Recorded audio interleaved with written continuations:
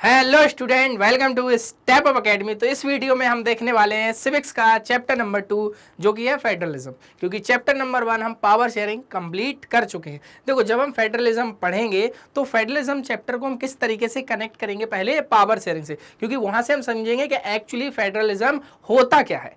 Clear है? तो चलिए सबसे पहले स्टार्ट करते हैं। तो हमारा सिविक्स का है चैप्टर नंबर 2 क्लास 10th का, जो कि है फेडरलिज्म। ओके, चलिए हम स्टार्ट करते हैं। तो सबसे पहली स्लाइड हम क्या पढ़ने वाले हैं इस चैप्टर में, क्योंकि पता होना चाहिए ना क्या क्या हमें पढ़ना है इस चैप्टर में। तो सबसे पहले हम स्टार्ट करते हैं व्हाट इज फेडरलिज्म, के एक्चुअली में जो हम फेडरलिज्म बोल रहे हैं, फेडरलिज्म है क्या, उसके बारे में बात की जाएगी। What makes India a federal country, कि भैया वो क्या है ऐसा जो इंडिया को एक फेडरल कंट्री बनाता है। क्लियर है? हम बोलते हैं कि इंडिया एक फेडरल कंट्री, तो एक्चुअली हम कौन कौन सी चीजें होती हैं ऐसी जो हमें ये बताती हैं कि इंडिया एक फेडरल कंट्री है। इसके बाद हम पढ़ेंगे how is federalism practice, federalism जो इंडिया में प्रैक्टिस कैसे किया जाता है भैया। लिंग्विस्टिक स्टेट्स की पॉलिसी होती है, लैंग्वेज पॉलिसी होती है, सेंटर और स्टेट रिलेशन होते हैं, और लास्ट में हमारा जो टॉपिक बचता है वो है डिसेंट्रलाइजेशन इन इंडिया। तो इस तरीके से हम फेडरलिज्म वाले चैप्टर को कंप्लीट करते हैं। तो इस तरीके से हमें अपना पूरा चैप्टर कंप्लीट करना है। सबसे पहले आपको क्या करना है, पूरी बुक को पढ़ना है, प्लस फिर हमारा वीडियो देखना है, फिर उसके बाद एनसीईआरटी सॉल्यूशन करना है, और उसके बाद में अगर आपको कुछ और लगता है एडिशनल तो आप कर सकते हैं। चलिए, सबसे पहला व्हाट इज फेडरलिज्म। तो देखो, सबसे पहले हम इस चीज को समझने से पहले हमने जो चैप्टर नंबर 1 पावर शेयरिंग पढ़ा था, वहां पर हमने बेल्जियम और श्रीलंका की स्टोरी पढ़ी थी। तो सबसे पहले हम वहीं से कनेक्ट करते हैं चीजों से, जिसके कारण आपको फेडरलिज्म समझ में आ जाएगा। तो सबसे पहले हम देखते हैं, इधर हमारा श्रीलंका का मैप दिया गया है और इधर हमें दिया गया है बेल्जियम का मैप। ये दोनों मैप हमारे चैप्टर नंबर 1 पावर शेयरिंग में दिए गए हैं। सबसे पहले रिकॉल एंड एनालिसिस करना है दोनों केसेस में। बेल्जियम शिफ्टेड, ओके, क्या लिखा है, Belgium shifted from a unitary to a federal form of government, यानी बेल्जियम शिफ्ट हुई थी भैया किससे, यूनिटरी फॉर्म ऑफ गवर्नमेंट से फेडरल फॉर्म ऑफ गवर्नमेंट में। दूसरा दिया गया है Sri Lanka continues to be a for all practices purpose a unitary system where the national government has all the power. भैया इसका मतलब क्या है, आप देखोगे बेल्जियम में क्या होता है, जब पावर शेयरिंग की जाती है तो अलग अलग लेवल्स पे पावर को शेयर कर दिया जाता है, सेंट्रल के लेवल पर भी, स्टेट के लेवल पर भी। वहीं अगर हम श्रीलंका की बात करते हैं तो यहाँ पूरी पावर सिन्हाला लोग होल्ड करके रखे हैं, और अलग अलग कॉन्स्टिट्यूएंसीज में पावर को नहीं प्रोवाइड किया जाता है, जिसके कारण श्रीलंका में क्लैशेस होते हैं। लेकिन बेल्जियम में ऐसा नहीं होता है। तो भैया श्रीलंका में ऐसा क्यों हुआ, क्योंकि श्रीलंका ने क्या किया, यूनिटरी फॉर्म ऑफ गवर्नमेंट को एक्सेप्ट कर रखा था, मतलब पूरी पावर केवल एक मेजॉरिटी ग्रुप ने अपने पास होल्ड करके रखी हुई थी। लेकिन बेल्जियम में ऐसा नहीं था, क्योंकि बेल्जियम में पावर को सेंट्रल से लेके स्टेट और लोकल लेवल पे डिवाइड कर दिया गया था। ओके, इसलिए यहां पे हमें जो बेल्जियम में देखने को मिलता है, तो पहले बेल्जियम में यूनिटरी थी, यूनिटरी से किस तरीके से फेडरल में कन्वर्ट हो जाता है। फेडरल का मतलब होता है vertical form of power sharing, जब हमने चैप्टर नंबर 1 में पढ़ा है। क्या होता है vertical form of power sharing, मतलब जब हम पावर को डिफरेंट लेवल्स में पावर को शेयर कर देते हैं, मतलब सेंट्रल स्टेट से लेकर स्टेट लेवल पे और स्टेट लेवल से लेकर लोकल लेवल पे, तो इसी स्ट्रक्चर को हम क्या बोलते हैं, फेडरलिज्म। तो किस तरीके से श्रीलंका एक फेडरल कंट्री नहीं थी तब जब हमने केस की बात की है, और यहाँ पर बेल्जियम किस तरीके से एक फेडरल कंट्री बन जाता है। तो यहीं से दो वर्ड निकल के आते हैं, सर फेडरलिज्म क्या होता है, सर यूनिटरी सिस्टम क्या होता है। तो हम इन दोनों की बात करेंगे, क्योंकि यहाँ से 2 मार्क्स का क्वेश्चन या फिर एमसीक्यू हमसे पूछा जा सकता है। क्लियर है? तो हमें सबसे पहले समझना है फेडरलिज्म होता क्या है। अब दोनों में हम डिफरेंस देखेंगे। तो फेडरलिज्म आप समझिए हो कि जब हम पावर को डिफरेंट गवर्नमेंट के लेवल में शिफ्टेड कर देते हैं या डिवाइड कर दी जाती है, उसे फेडरलिज्म बोला जाता है। क्लियर है? लेकिन यूनिटरी किसको बोलेंगे, तो यूनिटरी में पूरी पावर एक ऑर्गन अपने पास स्टोर करके रख लेना, यानी पूरी पावर सेंट्रल के पास ही है, बकाया स्टेट को कोई पावर नहीं दी जाती। तो ये अरेंजमेंट हमारा हो जाता है यूनिटरी फॉर्म ऑफ गवर्नमेंट से रिलेटेड। तो ये था यूनिटरी सिस्टम, ये था फेडरलिज्म। अब दोनों में हम डिफरेंस देख लेंगे। क्यों, हो सकता है दोनों में डिफरेंस पूछ लिया जाए, 2 मार्क्स का या 5 मार्क्स का क्वेश्चन भी पूछा जा सकता है। तो ये बोर्ड है, कुछ भी पूछा जा सकता है, लेकिन बुक से बाहर नहीं पूछा जाएगा। जो बुक में दिया गया है हमें वही पढ़ना है। चलिए हम चलते हैं नेक्स्ट। अब सबसे पहले देखेंगे फेडरलिज्म और यूनिटरी सिस्टम में किस तरीके से डिफरेंस है। दोनों सिस्टम है, तो सबसे पहले हम स्टार्ट करते हैं, है ना। देखो, फेडरलिज्म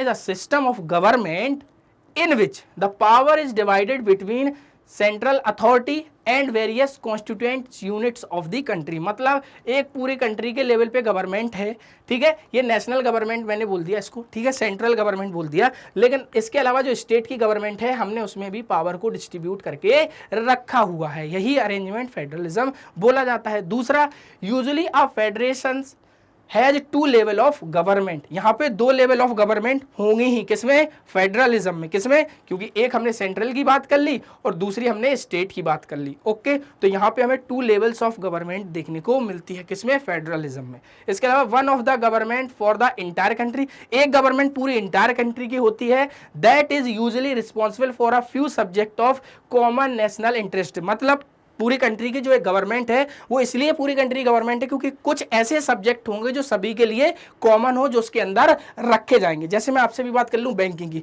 तो बैंकिंग क्या ऐसे होगी, मतलब महाराष्ट्र की अलग है, उत्तर प्रदेश की अलग है, बिहार की अलग है, पंजाब की अलग नहीं होगी। बैंकिंग सिस्टम पूरी कंट्री का ओवरऑल एक होगा। या मैं अगर आपसे इंडियन रुपीज की बात कर लूँ तो ऐसे थोड़ी होगा कि भाई आप महाराष्ट्र में जाओगे तो महाराष्ट्र लोगे, नहीं ये हमारा नोट है, क्लियर है, हम यहाँ पे ये वाला नोट नहीं चलाएंगे। तो हर स्टेट में भी एक ही करेंसी चल रही है। तो कुछ ऐसे सब्जेक्ट होते हैं जो सभी के लिए कॉमन है और इंपॉर्टेंट होते हैं कंट्री के लिए बहुत, वो भैया कहाँ रहेंगे, फेडरलिज्म में, ओके। इसके अलावा एक गवर्नमेंट जो होगी वो पूरी इंटायर कंट्री की होगी, वही हमसे बोला गया है। और जो अदर यानी कि जो दूसरी गवर्नमेंट होगी at the level of the provinces, मतलब जो प्रोविंसेस मतलब स्टेट के लेवल पे जो दूसरी गवर्नमेंट है, that looks after much of the day to day administration of their states, वो अपने दिन में जो भी एडमिनिस्ट्रेशन में जो भी काम हुए वो उसको मेजर करते हैं, उसको देखते हैं, ओके। तो पहले लेवल पर इंटायर कंट्री की गवर्नमेंट हो गई है, दूसरे लेवल पर स्टेट लेवल की गवर्नमेंट हो गई है, तभी तो इसमें बोला गया ना, देखो टू लेवल्स ऑफ गवर्नमेंट।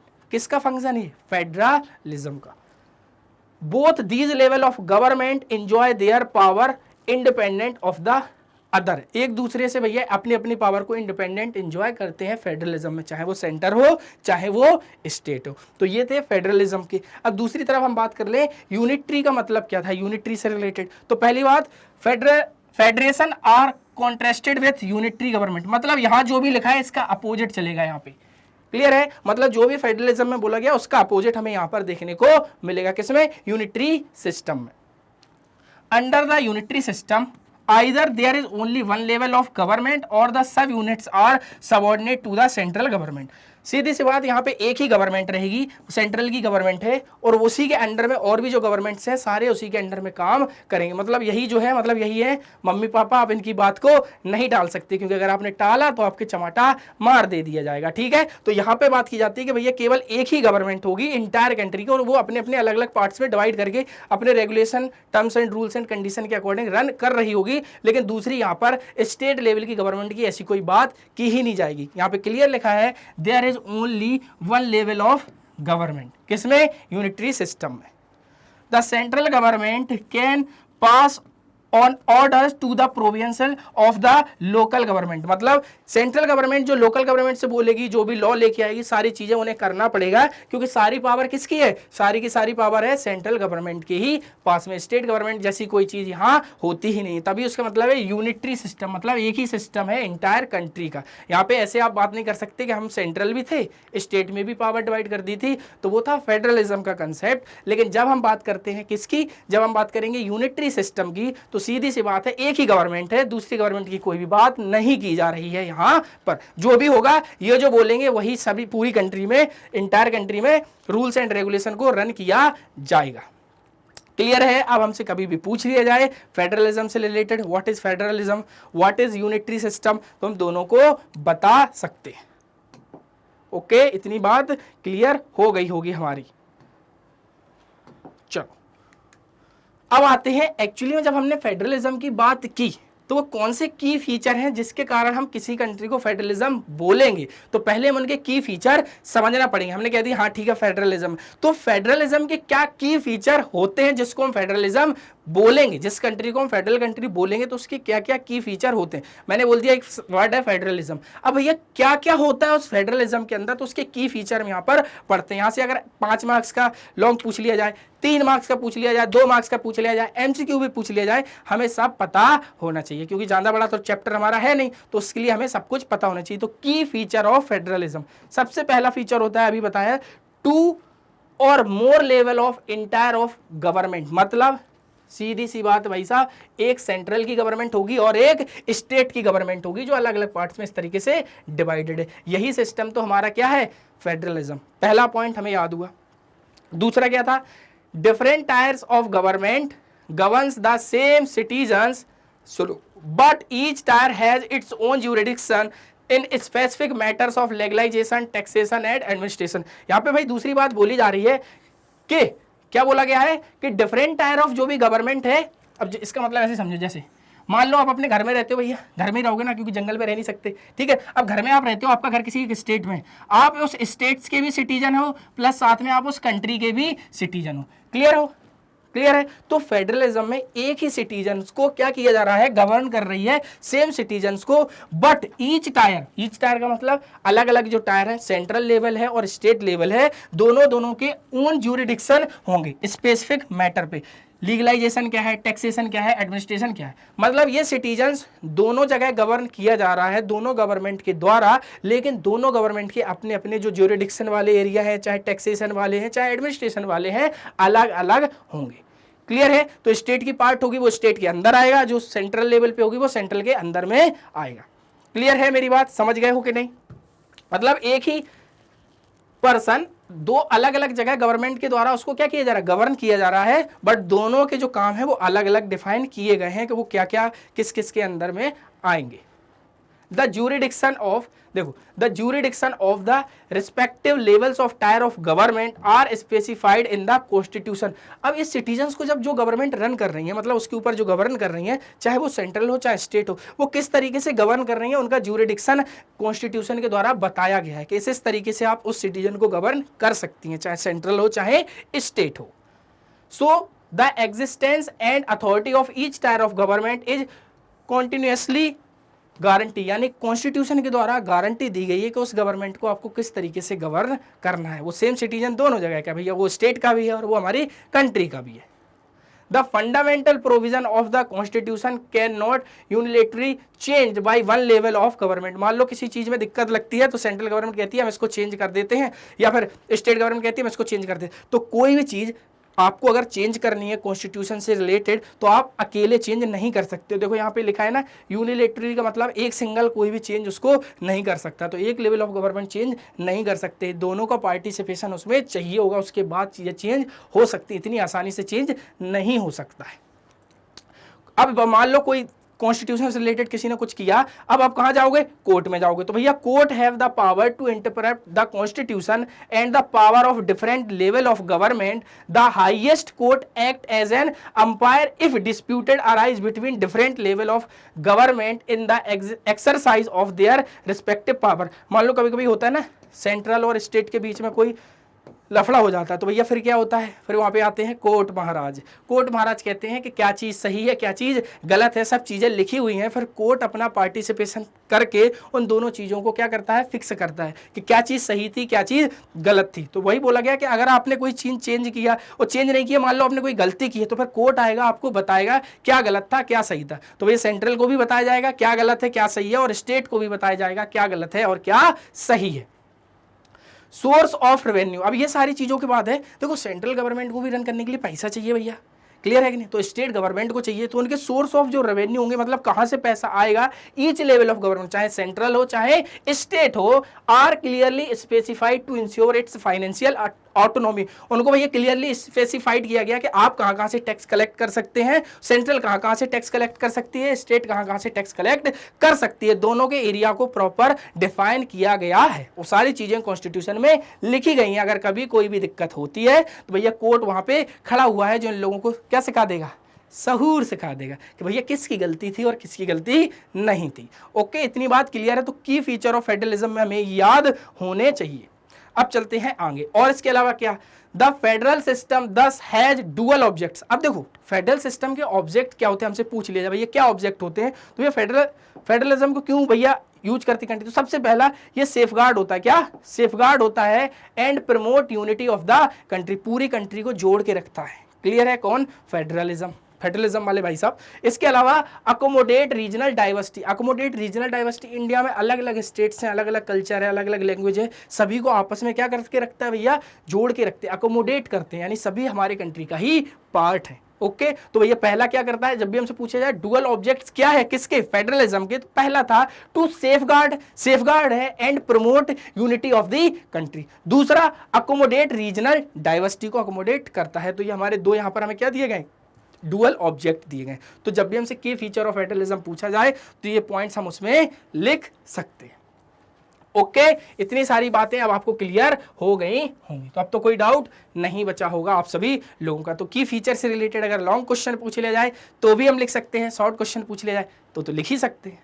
अब आता है हमारे यहाँ पे हमसे पूछा गया two aspect are crucial for the institution and practice of federalism. Two चीजें यहाँ पर एस्पेक्ट जो होते हैं, दो एस्पेक्ट बहुत क्लियरली बताए गए, क्रूशियल है कोई भी इंस्टीट्यूशन या प्रैक्टिस किया जाता है जब फेडरलिज्म को। सबसे पहला क्या है, government at different level should agree to some rules of power sharing. दूसरा, they should also trust that each would abide by its part of the agreement। सीधी बोला गया है कि गवर्नमेंट हैं जो फेडरलिज्म प्रैक्टिस कर रही हैं तो उनको यहाँ पे बताया गया कि भैया agree to some rules of power sharing के रूल से एग्री होना चाहिए। ऐसा नहीं सेंट्रल और स्टेट लड़ने चाहिए कि किस तरीके से पावर शेयरिंग की जानी चाहिए, और इसके अलावा दोनों में आपस में ट्रस्ट होना चाहिए ईच अदर, जिसके कारण प्रॉब्लम क्रिएट ना हो, क्योंकि अगर प्रॉब्लम क्रिएट है तो फेडरलिज्म का स्ट्रक्चर ढांचे की तरह बह जाएगा।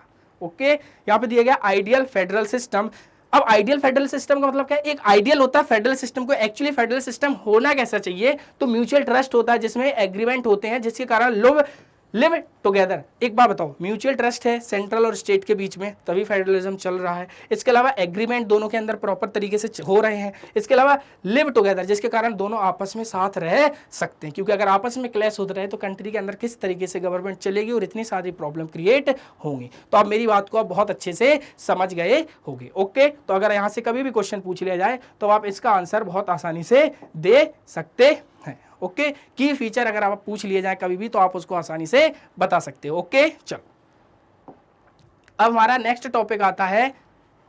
अब देखो अभी तक हमने जो बात कर ली फेडरलिज्म क्या है, की फीचर ऑफ फेडरलिज्म क्या है, इन सब की हम बात कर चुके हैं। तो बोले सर आगे किसकी बात करने वाले हैं, तो आगे बात करने वाले हैं चैप्टर में और क्या दिया गया है। तो सबसे पहले यहाँ पे दिया गया है the exact balance of power. क्या है, exact balance of power between the central and the state government varies from one federation to another federation. जब पावर शेयरिंग की बात की जाती है तो एक फेडरेशन से दूसरे फेडरेशन में पावर शेयरिंग में डिफरेंस देखने को मिलता है, उसी की बात की गई है। तो इसको रिजॉल्व करने के लिए क्या किया गया है फेडरलिज्म में, तो there are two kinds of routes, दो तरीके के रूट्स निकाले गए हैं, क्लियर है, through which federation have been form, जिसके कारण दो तरीके से हम रूट्स निकाले गए हैं कि फेडरेशन किस तरीके से फॉर्म की गई हैं उसके लिए। तो अब हमें बताया यहाँ पे coming together federations and holding together federation. यहाँ पे कभी आपको 2 मार्क्स का क्वेश्चन, कभी एमसीक्यूज ये देखने को मिल जाते हैं इन दोनों सेगमेंट से। ओके इन दोनों सेगमेंट से हमें इस तरीके के क्वेश्चन देखने को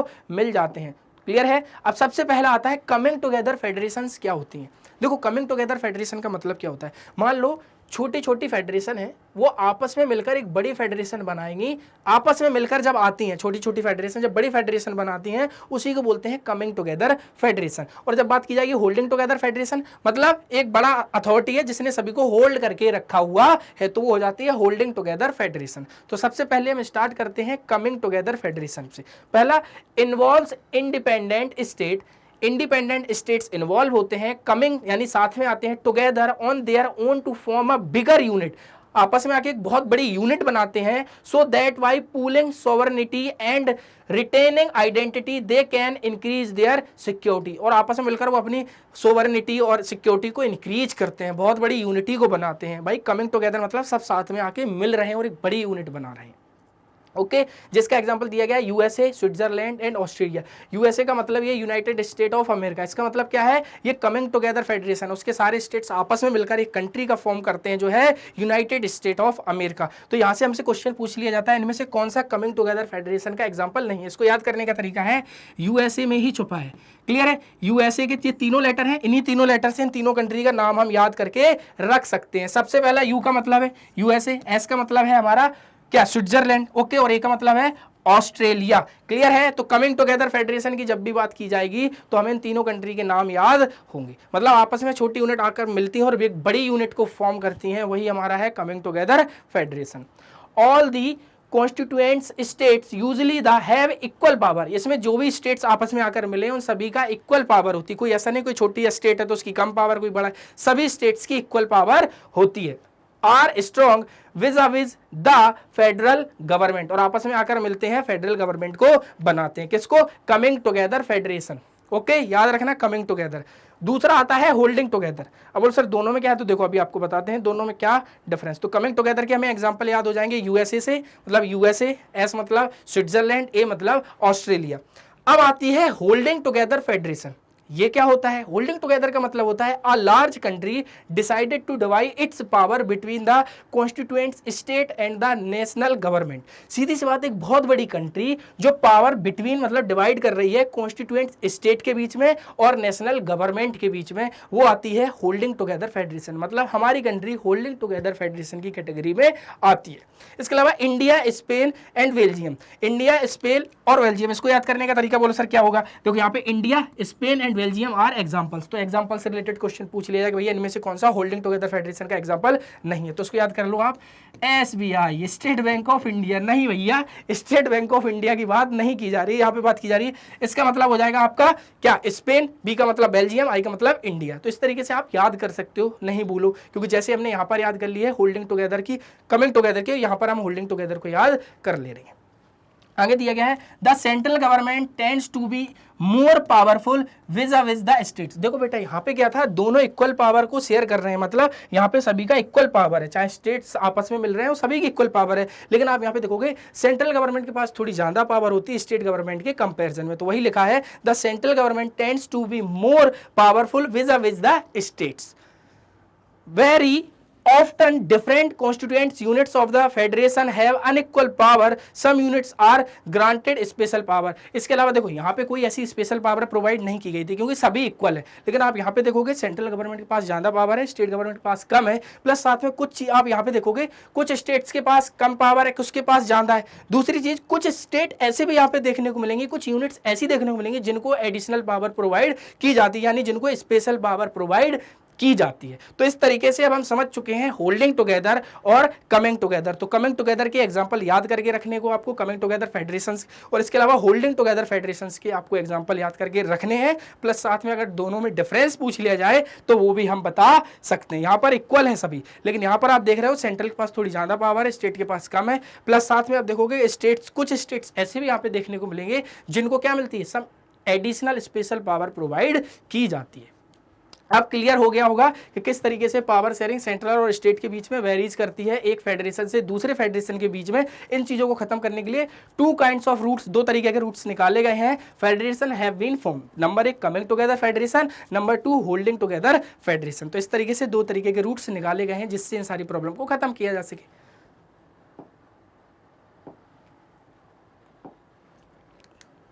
अब आता है पहला टॉपिक जो हमारा कंप्लीट होना था वो हो चुका है। अब हमारा यहाँ पे टॉपिक आता है what makes India a federal country. वो कौन सी चीजें हैं जो इंडिया को एक फेडरल कंट्री बनाती है। हमने फेडरलिज्म पढ़ा, ठीक है ना। अब हमारी कंट्री क्यों फेडरल कंट्री है, वो क्या चीजें ऐसी, तो हम इंडिया के बारे में यहाँ पे पढ़ेंगे। तो सबसे पहले दिया गया try to understand the topic. सबसे पहले टॉपिक्स को समझते हैं। द कॉन्स्टिट्यूशन, एक मिनट, हाँ, the constitution declared India as a union of states, although it did not use the word federations. The Indian Union is based on the principle of the federalism। देखो क्या है federalism हम पढ़ रहे हैं, लेकिन फेडरलिज्म नाम का ऐसा कोई वर्ड हमारे कॉन्स्टिट्यूशन में नहीं लिखा है। तो भैया क्या लिखा है, हमारे कॉन्स्टिट्यूशन में लिखा है the union of the states, ठीक है ना। The union of the states नाम का वर्ड लिखा है, लेकिन फेडरलिज्म नाम का कोई ऐसा वर्ड लिखा ही नहीं। देखो यहाँ पे लिखा है फेडरेशंस के बारे में लिखा गया है। तो बोलो सर फिर, लेकिन हम उसके प्रिंसिपल को अडॉप्ट करके रखे हैं, क्योंकि उनके प्रिंसिपल जो फेडरलिज्म में दिए गए हैं उस तरीके के प्रिंसिपल हमारे यहाँ पर फॉलो होते हैं, इसलिए हम अपनी कंट्री को फेडरल कंट्री बोलते हैं। क्लियर है। लेकिन हमारी कंट्री में अगर बोलोगे फेडरेशन से रिलेटेड कोई वर्ड यूज किया गया तो नहीं। क्या लिखा है, यूनियन ऑफ द स्टेट्स, ये लिखा हुआ है। Feature of federalism, do these feature apply to the provision of the Indian constitution. क्या ये फीचर अप्लाई होते हैं इंडियन कॉन्स्टिट्यूशन में, तो उनको हम आगे अभी समझते हैं। क्लियर है। तो हमारी कंट्री फेडरल कंट्री है, लेकिन उसमें ऐसा कोई ये नहीं लिखा है कि फेडरेशन से रिलेटेड कुछ भी लिखा गया, लेकिन उसमें क्या लिखा गया हमारे कॉन्स्टिट्यूशन में, यूनियन ऑफ द स्टेट्स, और वो फेडरलिज्म के कंसेप्ट को फॉलो करते हैं, इसलिए हमारी कंट्री फेडरल कंट्री। अब कैसे फॉलो करते हैं उनको हम आगे समझते हैं। सबसे पहला, what makes India a federal country. Clear है? सबसे पहली चीज, क्योंकि क्वेश्चन अगर लिख के आ जाए कि what makes India a federal country, अब सबसे पहला, the constitution originally provide for a two tier system of government, the union government और what we call the central government representing the union of the Indian and the state government. सीधी सी बात, two tyres of government बिल्कुल है, कभी जिसको union government बोल दो या फिर स्टेट गवर्नमेंट नहीं नेशनल गवर्नमेंट बोल दो, वही सारी चीज़ें दी गई हैं, या फिर आप सेंट्रल गवर्नमेंट बोल दो, वो सब एक ही है। और इसके अलावा आप स्टेट गवर्नमेंट भी देखते हैं, तो टू टायर ऑफ गवर्नमेंट है। पहला रीजन तो यह है कि भैया इंडिया एक फेडरल कंट्री है। लेटर बाद में एक तीसरे तरीके की टायर ऑफ गवर्नमेंट हमें देखने को मिलता है फेडरलिज्म में, जो ऐड किया गया था पंचायत एंड म्युनिसिपैलिटीज, ये भी इसी में आती हैं जब लोकल लेवल पे हम पावर को शेयर कर देते हैं। तो भैया सेंट्रल, स्टेट और लोकल लेवल पे जिस तरीके से आप पंचायत और म्युनिसिपैलिटीज में पावर को शेयर कर देते हैं, उसकी बात की गई है यहाँ पे। तो पहला पॉइंट तो ये हो गया। दूसरा, each tyre of government has its own jurisdiction specified and constitution है। दूसरा फीचर हमने ये पढ़ा था, तो वही दूसरा फीचर हम यहाँ पे देख रहे हैं कि भैया कोई भी टायर की गवर्नमेंट हो, उसका कोई भी ज्यूरिडिक्शन हो, उसका खुद का जो ज्यूरिडिक्शन है वो क्लेरिफाई किया गया है, यानी स्पेसिफाइड किया गया है कॉन्स्टिट्यूशन में कि भैया तुम्हें क्या काम करने हैं। The constitution clearly provide a three-fold distribution of legislative powers between the union government and the state government के बीच में। तो इन्हीं सारी चीज़ों को किस तरीके से पावर डिवाइड की गई है, क्या क्या चीज़ें रखी गई हैं, तो उनसे रिलेटेड यहाँ पर 3 लिस्ट हम पढ़ते हैं कि वो कौन सी चीज़ें हैं जो यूनियन लिस्ट में रखी गई है, मतलब जिनके ऊपर आप डिस्ट्रीब्यूशन मतलब बोल सकते हो कि ज्यूरिडिक्शन किन चीज़ों के ऊपर यूनियन लिस्ट का है, वो कौन से सब्जेक्ट है, वो कौन सी चीज़ें हैं जो स्टेट लिस्ट में रखी गई हैं, जिनके ऊपर ज्यूरिडिक्शन स्टेट लिस्ट का है, वो कौन सी चीज़ें हैं जो कॉन्करेंट लिस्ट में रखी गई हैं। क्योंकि ज्यूरिडिक्शन स्पेसिफाई नहीं होगा तो किस तरीके से आप चीज़ों को चेक कर सकते हैं, तो उसी की बात की गई। तो पहला तो की फीचर ये था जिसके बारे में हमारी कंट्री से रिलेटेड बताया गया। दूसरा की फीचर ये था फेडरलिज्म का, वो दूसरा हमने ये पढ़ लिया है। अब आता है कि यूनियन लिस्ट में क्या लिखा हुआ है, किसमें, यूनियन लिस्ट में, क्योंकि भैया अभी हमने पढ़ा। तो सबसे पहले यूनियन लिस्ट मतलब सेंट्रल वाली लिस्ट, क्या लिखा हुआ है इसमें, तो ये union list include subject of national importance such as defence of the country, foreign affairs, banking, communication and currency. देखो यूनियन लिस्ट में ऐसे सब्जेक्ट आएंगे जो पूरी कंट्री के लिए बहुत ही इंपॉर्टेंट सब्जेक्ट होते हैं और जिसके ऊपर केवल और केवल लॉ कौन बनाएगा, यूनियन, यानी कि सेंट्रल गवर्नमेंट बनाएगी। वो सारी चीजें यूनियन लिस्ट में रखी जाएंगी। जैसे कि हमने अभी यहाँ पे देखा फॉरेन अफेयर, याद रखो क्वेश्चन आता है कि फॉरेन अफेयर यूनियन लिस्ट का या फिर स्टेट लिस्ट का, मैचिंग के लिए 1 मार्क्स के एमसीक्यू आ जाते हैं मैचिंग से रिलेटेड। दूसरा बैंकिंग, तो बैंकिंग सिस्टम पूरी कंट्री में एक जैसा होगा, ऐसा थोड़ी महाराष्ट्र की बैंक अलग है उत्तर प्रदेश की बैंक अलग, ऐसा नहीं, एक ही बैंकिंग सिस्टम चलेगा। कम्युनिकेशन चलेगा, ओके, एंड करेंसी, ऐसा थोड़ी, करेंसी मैंने बताया था, करेंसी का मतलब ये थोड़ी होता है अलग अलग स्टेट्स की अलग अलग करेंसी, ये तो बहुत डिफिकल्ट काम हो जाएगा, इसलिए सबका केवल एक ही जैसा। तो वो सारी चीज़ें यूनियन लिस्ट में रखी जाती हैं और वो सब्जेक्ट जो सबसे ज़्यादा इंपॉर्टेंट होते हैं सभी के लिए, पूरी कंट्री के लिए, वो यूनियन लिस्ट में रखे जाते हैं। They are included in this list because we need a uniform policy। हमें इस पे यूनिफॉर्म पॉलिसी चाहिए, ऐसा नहीं चाहिए हर स्टेट की अलग अलग पॉलिसी बन रही हो इस सब्जेक्ट में, पूरी एक ही पॉलिसी चलेगी जो पूरी कंट्री एक्सेप्ट करेगी उसको।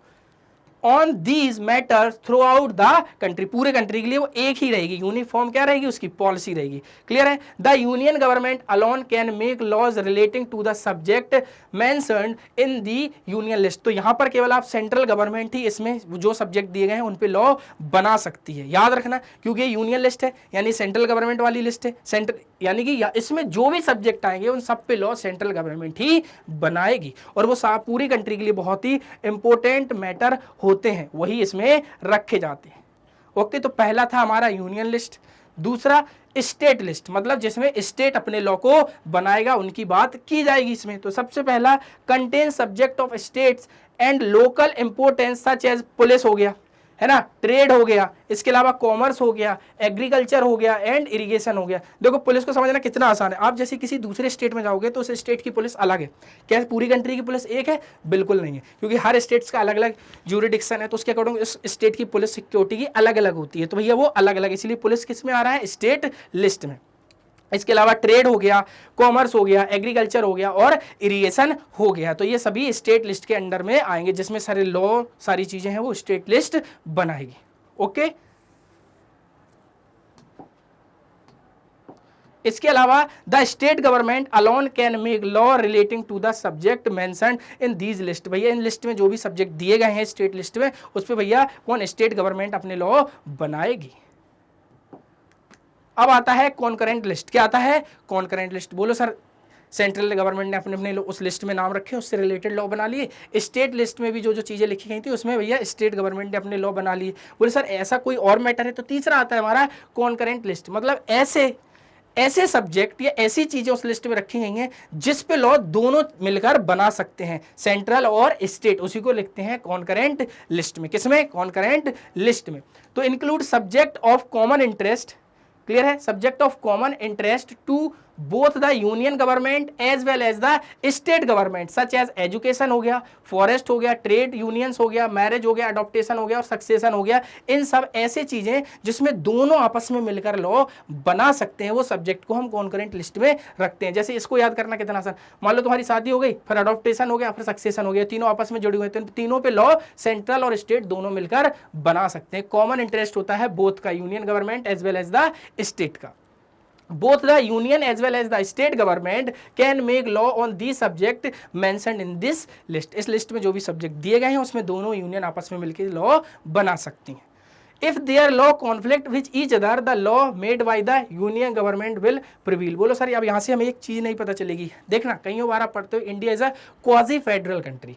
फेडरलिज्म है बट क्वाजी का मतलब होता है, क्वाजी फेडरलिज्म का मतलब होता है, देखो फेडरलिज्म का मतलब क्या होता है कि भैया पावर अलग अलग लेवल्स पे डिवाइड कर दी। लेकिन आप देखोगे इंडिया में क्या है, ज़्यादातर पावर जो एक्चुअली रहती है वो सेंट्रल गवर्नमेंट के पास ज़्यादा रहती है, स्टेट गवर्नमेंट के पास थोड़ी कम रहती है। इसलिए इंडिया एक क्वाजी फेडरल कंट्री, मतलब कुछ ऐसे लॉ या कोई दिक्कत हो रही, कॉन्फ्लिक्ट हो रहे हैं, तो वो लॉ को सेंट्रल गवर्नमेंट अपने अकॉर्डिंग हैंडल कर सकती है स्टेट गवर्नमेंट को दरकरार करते हुए। कई लॉ ऐसे आप देखोगे कि जिसमें सेंट्रल गवर्नमेंट पार्टिसिपेट करती है और अपने अकॉर्डिंग उन लॉ को बना सकती है। तो भैया सेंट्रल गवर्नमेंट के पास थोड़ा एडिशनल पावर होता है। ओके क्योंकि हम भैया किस में आते हैं, कमिंग टुगेदर या होल्डिंग टुगेदर, हम होल्डिंग टुगेदर फेडरेशन में आते हैं। तो आपने वहां पे देखा ही था कि किस तरीके से यूनियन लिस्ट के मतलब यूनियन जो होती है उसके पास थोड़ी ज्यादा पावर होती है, यानी सेंट्रल गवर्नमेंट के पास स्टेट के पास कम होती है।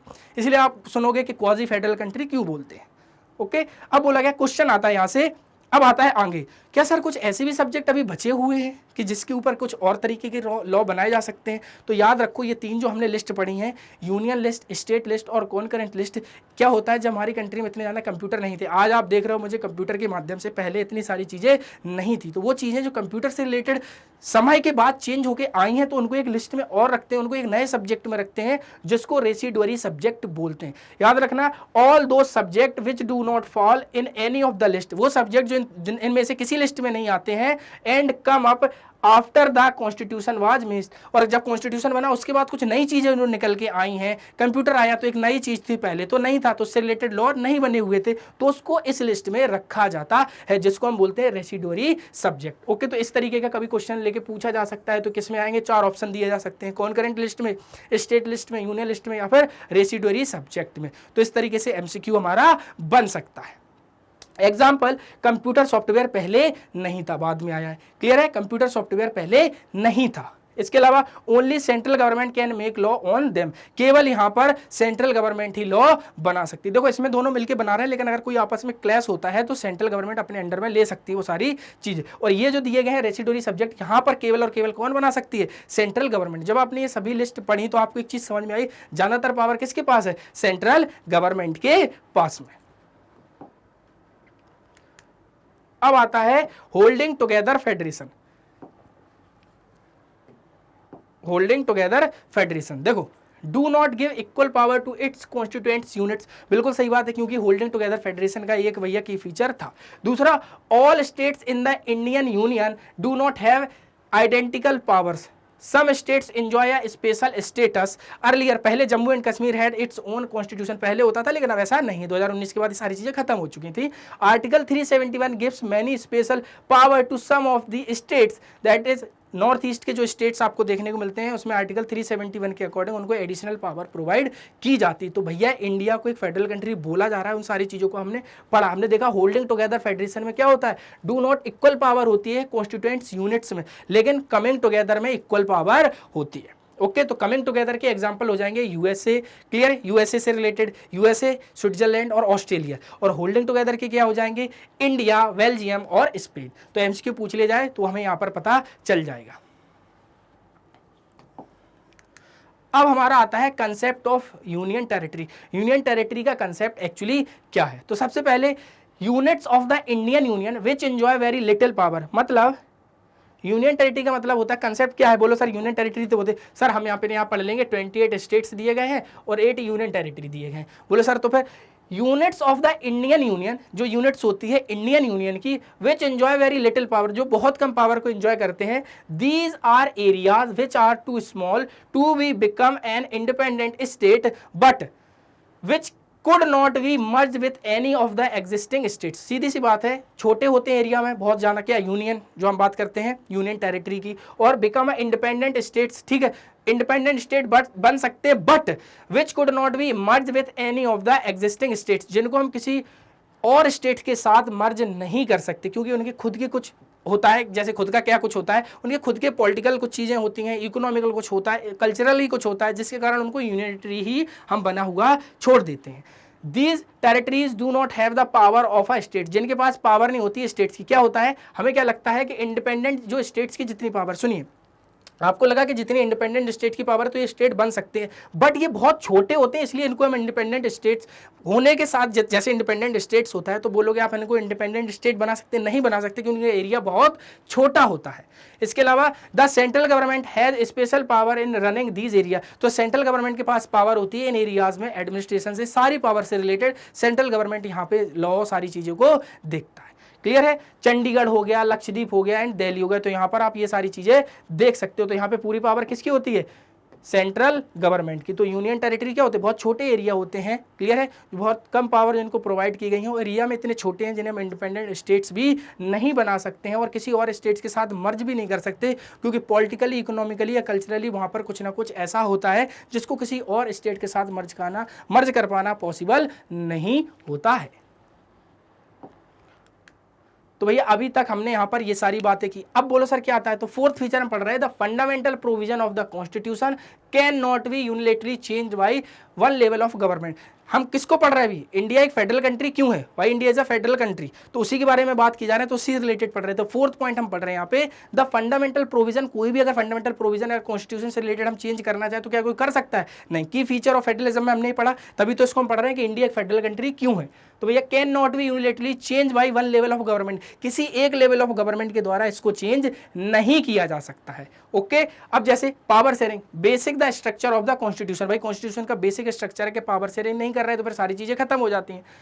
It is not easy to make changes to this power sharing arrangement, ये बहुत इजी नहीं होता है पावर शेयरिंग में कोई भी चीज़ों को चेंज करना, क्योंकि अगर कोई भी चीज़ चेंज करना है तो ऐसी आसानी से नहीं हो सकता। सेंट्रल गवर्नमेंट चाहे हम अकेले बना लें तो फिर पार्लियामेंट में इतने सारे लोग बैठ के चाय कॉफ़ी तो पियेंगे नहीं, बोले चलो ठीक है चलते हैं चाय कॉफ़ी पीते हैं बस मस्त, ऐसा नहीं, क्योंकि वहाँ पे बैठे हुए बहुत सारे लोग आपस में डिबेट और डिस्कशन होता है, जिसके बाद वो सारी चीज़ें चेंज की जा सकती हैं।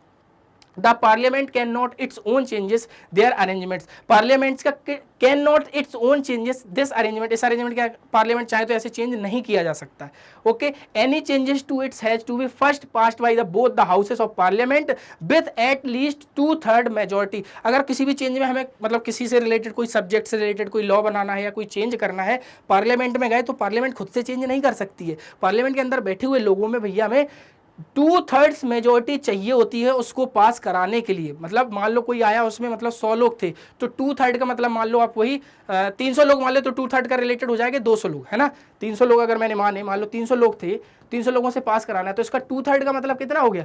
200 लोगों के द्वारा वो पास होना चाहिए उस पार्लियामेंट के अंदर, तभी उस चीज़ों में चेंजेस किया जा सकता है। 2/3 किसके लिए चाहिए? मेजोरिटी के लिए, क्योंकि कोई चीज़ में चेंजेस आप तभी कर सकते हो जब वो मेजोरिटी में मिलेगा आपको। कोई सरकार तभी तो बनती है जब वो मेजोरिटी में होती है। ऐसा थोड़ी है 50 वोट मिले, दूसरी पार्टी को 100 मिल जाए तो बोले जिसको 50 मिले उसकी सरकार बन गई, ऐसा नहीं हो सकता। तो जो मेजोरिटी में होगा तभी वो चेंज किया जा सकता है, और मेजोरिटी कितनी चाहिए? 2/3 मेजोरिटी चाहिए होती है।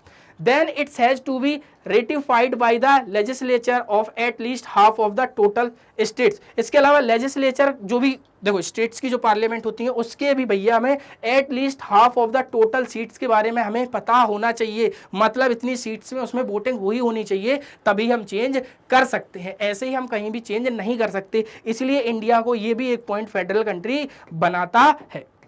मतलब कोई भी चीज़ में अगर चेंज होता है तो भैया स्टेट्स की पार्लियामेंट से भी लोग जो आए रहते हैं और सेंट्रल में जो बैठे हैं सभी लोग आपस में डिस्कशन करते हैं, उसके बाद चेंजेस किए जाते हैं। तो याद रखिएगा ये भी एक पॉइंट उसी में हमें लिखना है। अब इसके अलावा आता है फिफ्थ पॉइंट। फिफ्थ पॉइंट हमारा क्या है, तो ये फिफ्थ पॉइंट है हमारा the judiciary plays an important role in overseeing the implementation of constitutional provision and procedures in case of any dispute about the division of power that high courts and the supreme court make a decision। मान लो कभी conflict होगा किसी चीज से related, हम India की बात करते हैं, इंडिया फेडरल कंट्री क्यों है, मान लो इंडिया और स्टेट्स के बीच में, स्टेट्स और सेंट्रल के बीच में कुछ लड़ाई हो गई तो उसको डिस्प्यूट को रिजॉल्व कौन करेगा, तो भैया हाई कोर्ट इसलिए बना है और सुप्रीम कोर्ट बने। जब ज़्यादा बड़ी बात हो जाएगी तो फिर उसको सुप्रीम कोर्ट में लेके जाया जाएगा, जिसके कारण दोनों चीज़ों को आपस में रिजॉल्व किया जा सके। The union and state government has the power to raise resources by levying taxes in order to carry on the government and the responsibility assigned to each of them। सीधी सी बात, चाहे यूनियन हो चाहे state government हो, have the power to raise resources by levying taxes in order to carry on the government and the responsibilities assigned to each of them। दोनों को अपनी अपनी रिस्पॉन्सिबिलिटीज प्रोवाइड की गई हैं, किस तरीके से अपने टैक्सेस को कलेक्ट करना है, सारी चीजें कॉन्स्टिट्यूशन में बताई गई हैं। क्लियर है। लेकिन अगर कोई दिक्कत होती है तो लड़ाई के लिए भैया कौन बैठा है, सुप्रीम कोर्ट और हाई कोर्ट। यहाँ पे जाकर दोनों चीज़ों को आपस में रिजॉल्व किया जा सकता है। स्टेट या सेंट्रल के बीच में कोई भी लड़ाई हो जाएगी तो उस चीज़ों को खत्म किया जा सकता है। ओके, अब देखो नेक्स्ट टॉपिक हमारा क्या था, तो नेक्स्ट टॉपिक है हमारा how is federalism practice. Federalism की बात तो हम बहुत देर से कर रहे हैं, ठीक है। की फीचर ऑफ फेडरलिज्म क्या होते हैं ये सभी की बात तो हमने कर ली, लेकिन प्रैक्टिस कैसे किया जाता है ये भी बहुत जरूरी है, क्योंकि आप केवल किताब में लिख देने से ये थोड़ी होगा कि हम बहुत अच्छा पढ़ लिए हैं। किताब से आपने कितना सीखा ये बहुत ज्यादा जरूरी होता है, क्योंकि किताबें तो बहुत सारी, लेकिन जब आप उससे सीख ही नहीं पा रहे हो तो फेडरलिज्म लिख दिया कि फेडरलिज्म है, उससे कुछ नहीं होना। प्रैक्टिस किस तरीके से किया जाता है उसकी बात की जाती है। तो भैया हाउ इज फेडरलिज्म प्रैक्टिस, सबसे पहला लिखा है फेडरलिज्म, मतलब हमने डेफिनेशन पढ़ ली है तो वो केवल सफिशिएंट नहीं है फेडरलिज्म के लिए। दूसरी आती है सक्सेस ऑफ फेडरलिज्म, कि जो फेडरलिज्म हमने एक्सेप्ट किया है, जिसको माना है, उसके सक्सेस की क्या चांसेस है, कितना सक्सेस हुआ है। सक्सेस होना एक अलग बात है, किसी चीज का होना एक अलग बात, बट सक्सेस होना एक अलग बात है। क्लियर है। तो वही बात है कि सक्सेस ऑफ फेडरलिज्म के बारे में भी बहुत बात की जानी चाहिए। तो वही बात की कि फेडरलिज्म तो पढ़ लिया, लेकिन सक्सेस ऑफ फेडरलिज्म भी बहुत जरूरी, नहीं तो फेडरलिज्म का जो आपने ढांचा बना के रखा है वो खत्म हो जाएगा। सबसे पहले यहाँ पर constitutional provision are necessary for the success of federalism. देखो कॉन्स्टिट्यूशनल प्रोविजन बहुत जरूरी होते हैं या नेसेसरी होते हैं सक्सेस ऑफ फेडरलिज्म के, but these are not sufficient. यह केवल सफिशिएंट नहीं है, जरूरी है लेकिन सफिशिएंट नहीं है। क्यों? क्योंकि भैया they are real success of federalism in India can be attributed to the nature of democratic politics in our country. ये भी तो डिपेंड करता है कंट्री की डेमोक्रेसी और पॉलिटिक्स सिस्टम कैसा है, वो उन चीज़ों को किस तरीके से हैंडल कर रहा है। फेडरलिज्म केवल सक्सेस हो गया ये जरूरी नहीं, केवल हमने कॉन्स्टिट्यूशन में प्रोविजन कर दिया और उसको लिख दिया। ये बहुत जरूरी है कि उस कंट्री की डेमोक्रेटिक पॉलिटिक्स उन चीज़ों को किस तरीके से सक्सेस कर पा रही है। तो दोनों चीज़ें अलग होती हैं। फेडरलिज्म हमने पढ़ लिया, टू टायर ऑफ गवर्नमेंट होती है, वो सारी चीज़ें, लेकिन उसको प्रैक्टिस करना, वो किस तरीके से सक्सेस होगा उस कंट्री की डेमोक्रेटिक पॉलिटिक्स में, उसकी बात की जानी चाहिए। ओके, चलो नेक्स्ट टॉपिक एक्सप्लेन कीजिए इसको। तो भैया आप देखो सबसे पहला यहां पर हम बात करेंगे, देखो हाँ सबसे पहले फेडरलिज्म प्रैक्टिस कैसे किया जाना चाहिए, प्रैक्टिस कैसे किया जाता है। तो सबसे पहले हम इसमें पढ़ते हैं लिंग्विस्टिक स्टेट। हमारी कंट्री के लिंग्विस्टिक स्टेट्स की बात की जाती है कि लैंग्वेज के बेसिस पे जो स्टेट्स बने हुए हैं उनकी बात की जाएगी। तो पहला है लिंग्विस्टिक स्टेट्स, मतलब ऐसे स्टेट्स जहां पर सेम लैंग्वेज बोलने वाले लोग आपस में मिलजुल कर रह रहे हैं शांति से। तो वही किया जा रहा है कि people who speak the same language live in the same state, मतलब वो लोग जो सेम लैंग्वेज को बोल रहे हैं वो सेम स्टेट में रह रहे हैं। ऐसा जरूरी थोड़ी ना है, बहुत सारे लोग अलग भी रहते हैं, बिल्कुल रहते हैं, लेकिन अगर वो स्टेट बना है तो on the basis of language बना है जिसमें सेम लैंग्वेज बोलने वाले लोग रह रहे हैं। The creation of linguistic states was the first and the major test of democratic politics in our country. हमारी कंट्री का सबसे पहला और बहुत बड़ा टेस्ट था डेमोक्रेटिक पॉलिटिक्स का, लिंग्विस्टिक स्टेट्स का क्रिएशन करना। क्योंकि आपने देखा होगा, क्योंकि हमारे जो लीडर्स थे उनको ये डर लग रहा था जिस तरीके से पार्टीशन हुआ है और रिलीजन के बेसिस पे दो कंट्री बन गई हैं, कहीं ना जैसे इंडिया और पाकिस्तान बन गया है, तो कहीं अगर हमने अपनी कंट्री में लैंग्वेज के बेसिस पे स्टेट बना दिए तो कहीं लड़ाई ना हो जाए। तो ये भी एक बहुत बड़ा टेस्ट था। क्या था भैया? मेजर टेस्ट था हमारी कंट्री की डेमोक्रेसी के लिए। तो पहले कुछ इंडिया इस तरीके से दिखता था, इंडिया इन 1956, और आज हमारा इंडिया कुछ इस तरीके से दिखता है। तो कितने सारे इंप्लीमेंट हुए हैं, बहुत सारी चीज़ें चेंज हुई हैं, जिसके कारण पहले ऐसा दिखता था, आज हमारा इंडिया ऐसा दिख रहा। तो पहली पॉलिसी थी लिंग्विस्टिक स्टेट्स की पॉलिसी। तो वो पीपल जो सेम लैंग्वेज को बोलते हैं सेम स्टेट में रहने, जरूरी थोड़ी ना अलग स्टेट में रह सकते हैं, but on the basis of language वो स्टेट बनाया। तो वो इसीलिए बनाया क्योंकि उस मतलब स्टेट के लोग वो लैंग्वेज को बोल रहे हैं। अब इसको हम आगे चलते हैं। अब देखो क्रिएशन ऑफ लिंग्विस्टिक स्टेट, सबसे पहला some state were created not on the basis of language. अब देखो यहाँ पे क्या है, हमने कहा बहुत सारे स्टेट्स इंडिया में ऐसे हैं जो on the basis of language पे बने हैं, लेकिन सभी के सभी नहीं है। तो फिर सर दूसरे किस तरीके से बनाए? तो some states created not on the basis of language but to recognize different based on culture, ethnicity और जियोग्राफी। तो कुछ स्टेट कल्चर के बेसिस पे, जियोग्राफी के बेसिस पे और एथनिसिटी के बेसिस पे भी बने हुए हैं, कुछ स्टेट लैंग्वेज के बेसिस पे भी बने हैं और कुछ स्टेट कल्चर, एथनिसिटी और जियोग्राफी के बेसिस पे भी बने। तो ऐसा नहीं कि वहाँ के लोग वो लैंग्वेज बोलते हैं, सेम लैंग्वेज, हो सकता है वहाँ पर कोई जियोग्राफिकल रीजन हो जिसके कारण उस स्टेट का फॉर्मेशन हुआ है, या फिर कोई एथनिसिटी हो या फिर कोई कल्चर हो। These includes states like Nagaland, Uttarakhand and Jharkhand. तो अब इन स्टेट्स की बात की जाएगी तो ये लैंग्वेज के बेसिस पे नहीं है। अब देखना जैसे हम नागालैंड की बात कर लें तो नागा ट्राइब्स से बात की जाती है, तो वहाँ पे वो ट्राइब्स रहती है, उसके बेसिस पे और स्टेट को बना दिया गया, जिसमें उस नागा ट्राइब्स के लोगों का कल्चर, एथनिसिटी, जो सारी चीज़ें हैं वो उसके अंदर रखी गई हैं। ओके, तो जरूरी नहीं सारे के सारे state on the basis of language थे, बट क्रिएशन ऑफ स्टेट्स कुछ लिंग्विस्टिक बेस पे भी था, कुछ भैया कल्चर के बेस पे भी बनाए गए हैं, कुछ एथनिसिटी और ज्योग्राफी के बेस पे बनाए गए हैं। जैसे नॉर्थ ईस्ट इंडिया की बात करते हैं तो वहाँ पर ज़्यादातर states on the basis of tribes जो अलग अलग रहती हैं उनके बेसिस पे वो स्टेट्स बनाए गए हैं। अभी देखो यहाँ पर मैप दिया गया है, आज की हमारी इंडिया का मैप है ना, जिसमें भैया 28 स्टेट हैं आज के समय में और 8 यूनियन टेरिटरी है हमारे। तो ये हमारे इंडिया का मैप रहा है यहाँ पे, क्लियर है। तो पहली क्रिएशन ऑफ लिंग्विस्टिक स्टेट्स। अब इसी में कुछ आगे कुछ चीजें आती हैं, क्योंकि देखो क्रिएशन ऑफ लिंग्विस्टिक स्टेट्स बनाए जाते हैं तो कुछ डर भी रहता है। सबसे पहला सम नेशनल लीडर्स फियर्ड, कुछ नेशनल लीडर्स को डर था कि अगर हमने लिंग्विस्टिक स्टेट्स बनाए तो कहीं लड़ाई ना हो जाए, हमारी डेमोक्रेसी धराशायी ना हो जाए। क्योंकि कोई चीज़ जब स्टार्ट होती है तो लोगों को शुरुआत में डर लगता है, लेकिन जब हम उसमें आधी तरीके से जीत चुके होते हैं और हमें पता है कि हम जीत जाएंगे तो फिर डर नहीं लगता। क्योंकि सबसे बड़ा मेजर टेस्ट था हमारी कंट्री का, क्या? On the basis of language पे स्टेट्स बनाना। दूसरा, creation of linguistic state would lead to the disintegration of the country. भैया creation of linguistic state would be lead to the disintegration of the country, country में टूट ना जाए, है ना, ये डर लग रहा था जो बड़े बड़े लीडर्स थे, नेशनल लीडर्स, उनको।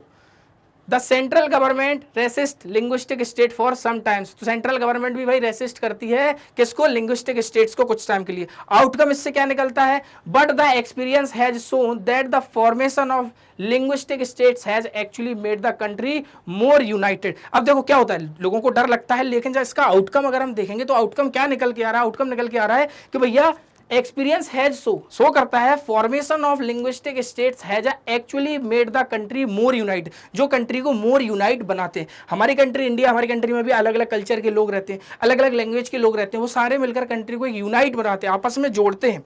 It has also made administration easier, और ये एडमिनिस्ट्रेशन को ईजी बनाता है। बोलो कैसे बनाता है? मान लीजिए आप पंजाब गए, पंजाब में बोलने वाले लोग पंजाबी बोलते थे, वही वहाँ पे गए तो उस स्टेट को on the basis of language पे बना दिया गया, तो उसके अंदर भैया पंजाबी लैंग्वेज को एक्सेप्ट कर लेंगे, जिससे आसानी से लोग वहाँ के उन सारी चीज़ों को समझ सकते हैं और एडमिनिस्ट्रेशन आसानी से रन किया जा सकता है उस स्टेट में। ओके, तो on the basis of language की जो पॉलिसी थी, सबसे पहला वो हमने यहाँ पर पढ़ी है कि फेडरलिज्म किस तरीके से प्रैक्टिस किया जा रहा है। तो पहला हमने पढ़ा है on the basis of language.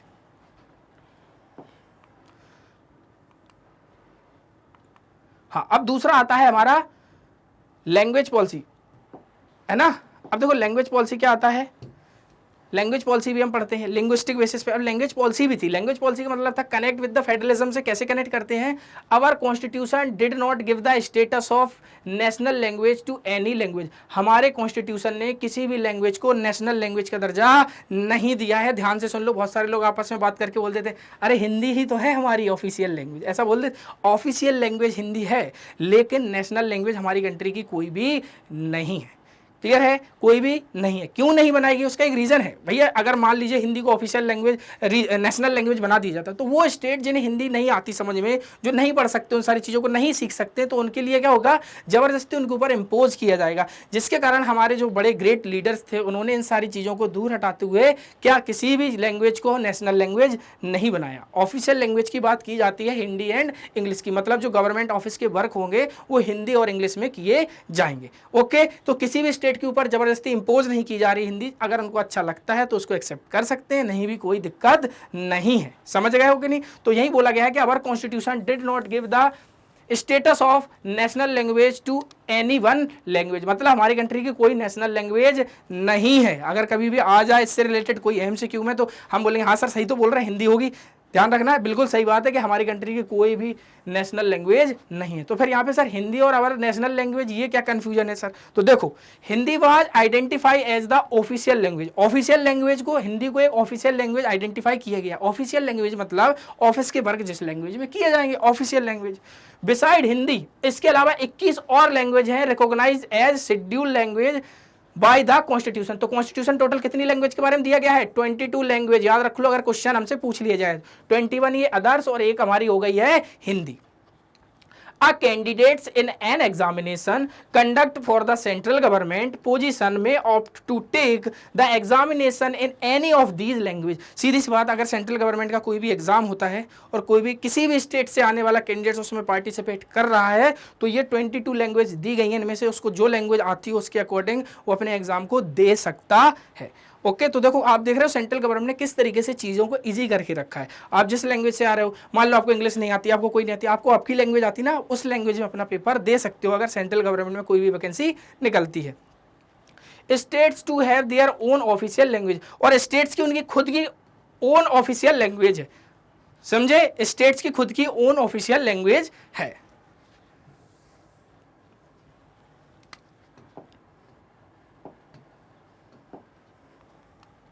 अब यहाँ पे बहुत लड़ाई आप देखते रहते हो, बहुत सारी जगह पॉलिटिकल लीडर्स लड़ाई करने लगते हैं। आप देखते हो कई जगह विधायक जी की लड़ाई हो गई है कि नहीं? विधायक जी की हिंदी वाले, मतलब आप देखते हो कई जगह आप ये इस तरीके से आपस में कुछ ना कुछ वायलेंस देखते रहते हो लैंग्वेज के बेसिस पे। आइए उसको समझते हैं। हमें दिया गया है एक तरफ हिंदी वर्सेस इंग्लिश। सबसे पहला, leaders of our country adopted a very cautious attitude in spreading the use of Hindi.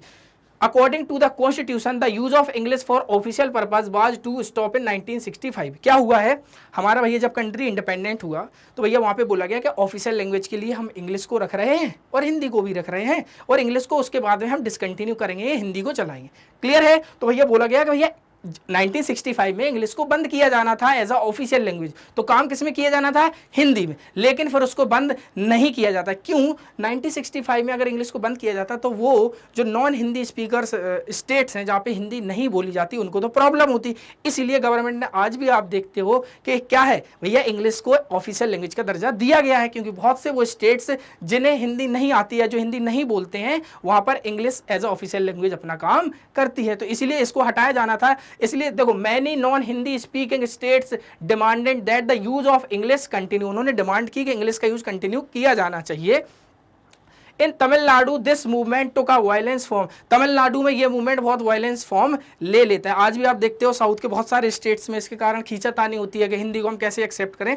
तो आप एक चीज़ याद रखो, हमारे जो लीडर्स हैं उन्होंने ज़बरदस्ती जो सेंट्रल गवर्नमेंट में जो हिंदी और इंग्लिश को एज ए ऑफिशियल लैंग्वेज रखा है, तो वो ज़बरदस्ती कभी इम्पोज नहीं करते किसी दूसरे स्टेट्स के ऊपर कि नहीं तुमको हिंदी बोलनी। अगर आपको अच्छा लगता है तो ठीक, नहीं लगता है तो कोई बात नहीं है। ओके, देखो, the central government respond via agreeing to continue the use of English along with Hindi for official language. तो भैया फिर आप देखते हो कि जो नॉन हिंदी स्पीकर मतलब वो थे स्टेट्स, 1965 के बाद इंग्लिश बंद होनी थी, लेकिन गवर्नमेंट ने क्यों नहीं की? क्योंकि भैया जो नॉन हिंदी स्पीकिंग स्टेट्स थे वो डिमांड करने लगे कि यूज ऑफ इंग्लिश कंटिन्यू होना चाहिए। अगर ऐसा हो, इसी के कारण आप देखते हो तमिलनाडु का में एक मूवमेंट होता है जो बहुत वायलेंस हो जाता है लैंग्वेज से रिलेटेड, तो central government responded by agreeing to continue the use of English along with Hindi for official purpose. तो ये हिंदी और इंग्लिश को आज भी आप देखते हो ऑफिशियल पर्पज के लिए रखा गया है उस लैंग्वेज को।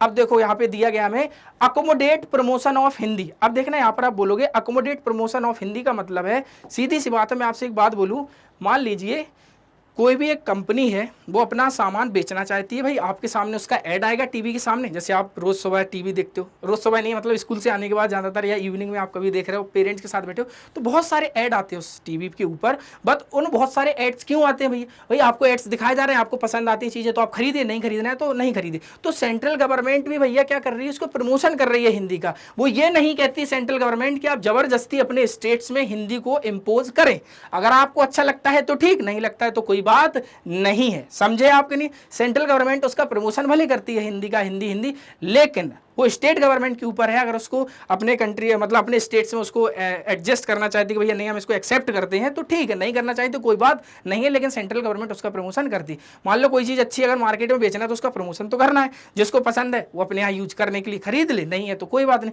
तो ऐसी हिंदी है कि भैया हिंदी सेंट्रल गवर्नमेंट प्रमोशन तो कर रही है लेकिन जबरदस्ती किसी स्टेट के ऊपर इम्पोज नहीं करती है।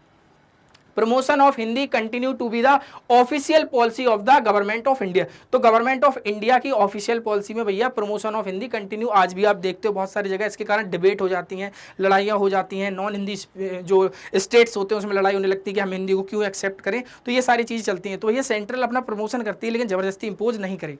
ये राइट है या रॉन्ग है? प्रमोशन डज नॉट, अब आप कहोगे सर राइट भी हो सकता है रॉन्ग भी हो सकता है, कैसे? देखो promotion does not mean that the central government can impose Hindi on state where people speak a different language. तो भैया प्रमोशन डज नॉट, प्रमोशन का मतलब ये नहीं होता है कि सेंट्रल गवर्नमेंट जबरदस्ती इंपोज कर रही है हिंदी को उन स्टेट्स में जहां के लोग हिंदी नहीं बोलते, अलग अलग लैंग्वेज बोलते हैं। तो प्रमोशन कर रही है इसका मतलब ये नहीं है कि central government non Hindi speaking language जो है स्टेट्स लैंग्वेज है वहां पर जबरदस्ती इंपोज कर रही हो, ऐसा बिल्कुल भी नहीं है।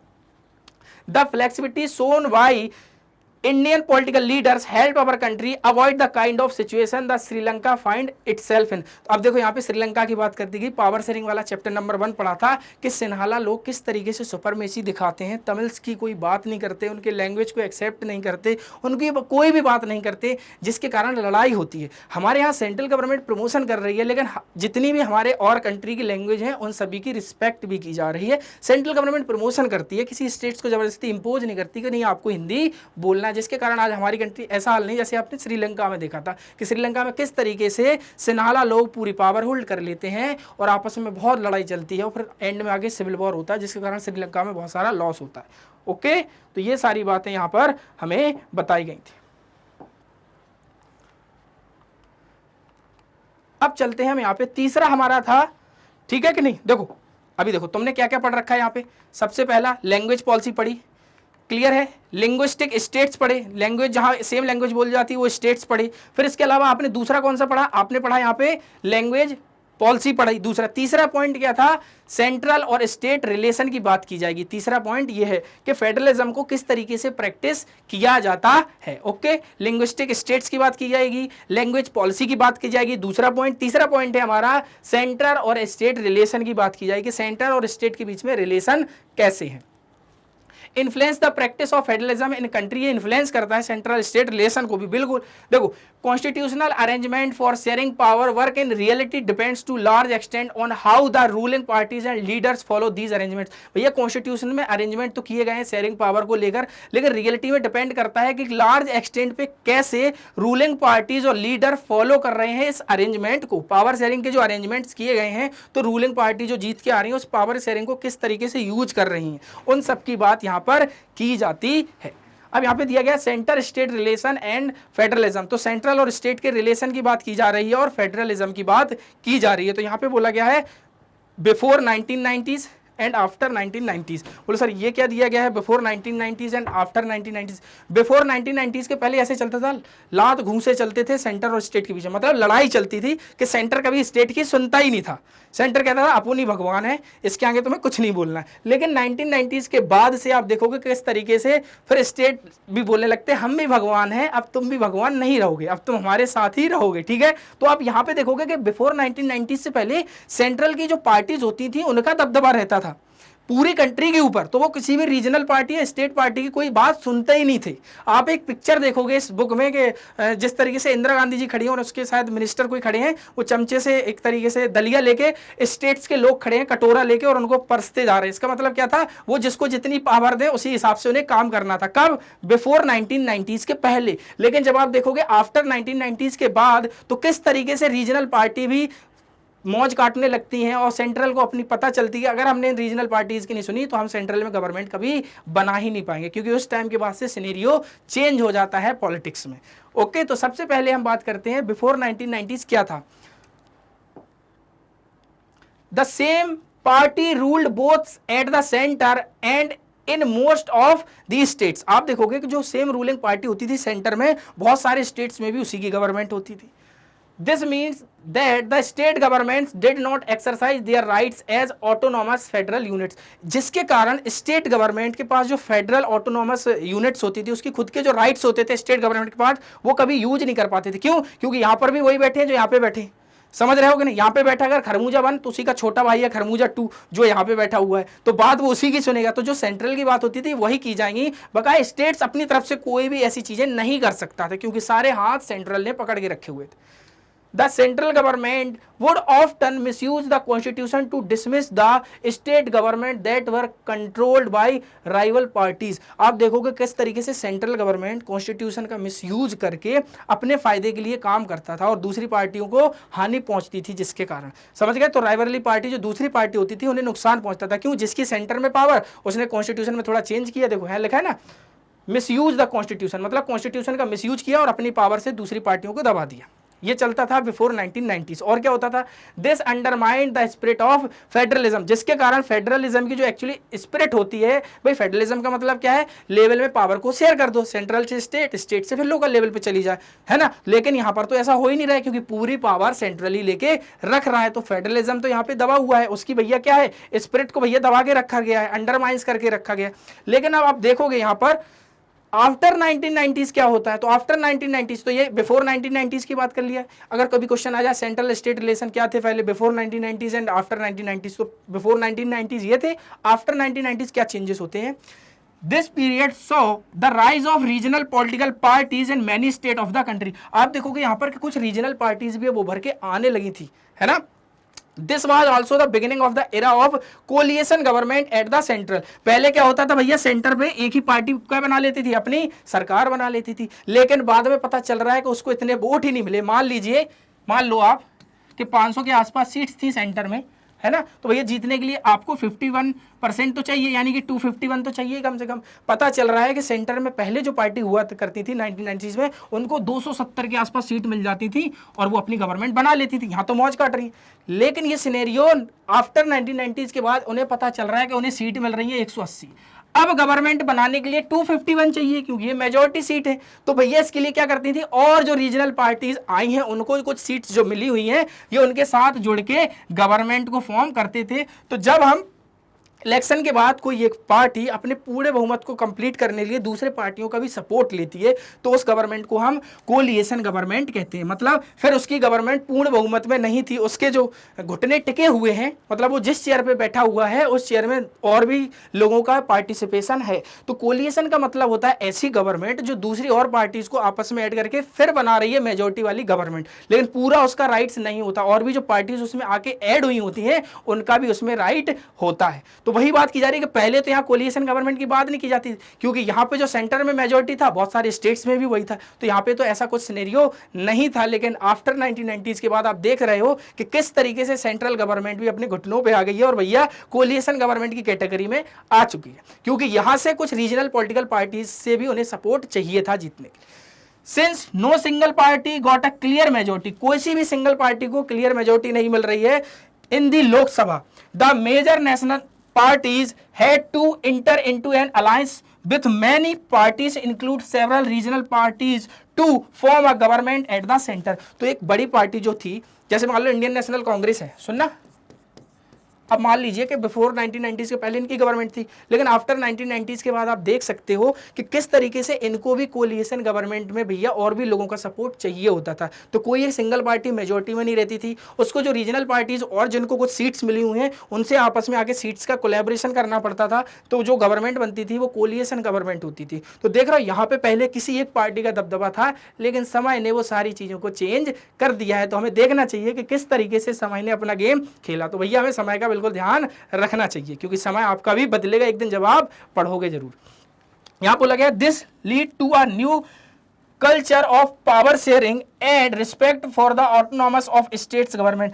आप इसके कारण देख सकते हो कि न्यू तरीके से फॉर्म ऑफ पावर शेयरिंग देखने को मिलती है। इसके अलावा हमें ऑटोनॉमस ऑफ स्टेट गवर्नमेंट भी देखने को मिलती है कि भैया गवर्नमेंट भी अपने अकॉर्डिंग स्टेट गवर्नमेंट, क्योंकि पहले सेंट्रली सब जगह जकड़े हुए बैठा था, लेकिन अब आप देखोगे कि स्टेट गवर्नमेंट भी कुछ अपने अकॉर्डिंग डिसीजन ले सकती, मतलब उसकी ऑटोनॉमी ऑफ स्टेट्स गवर्नमेंट की रहेगी। अब वो अपने अकॉर्डिंग डिसीजन ले सकती जो सही लगता है उसको।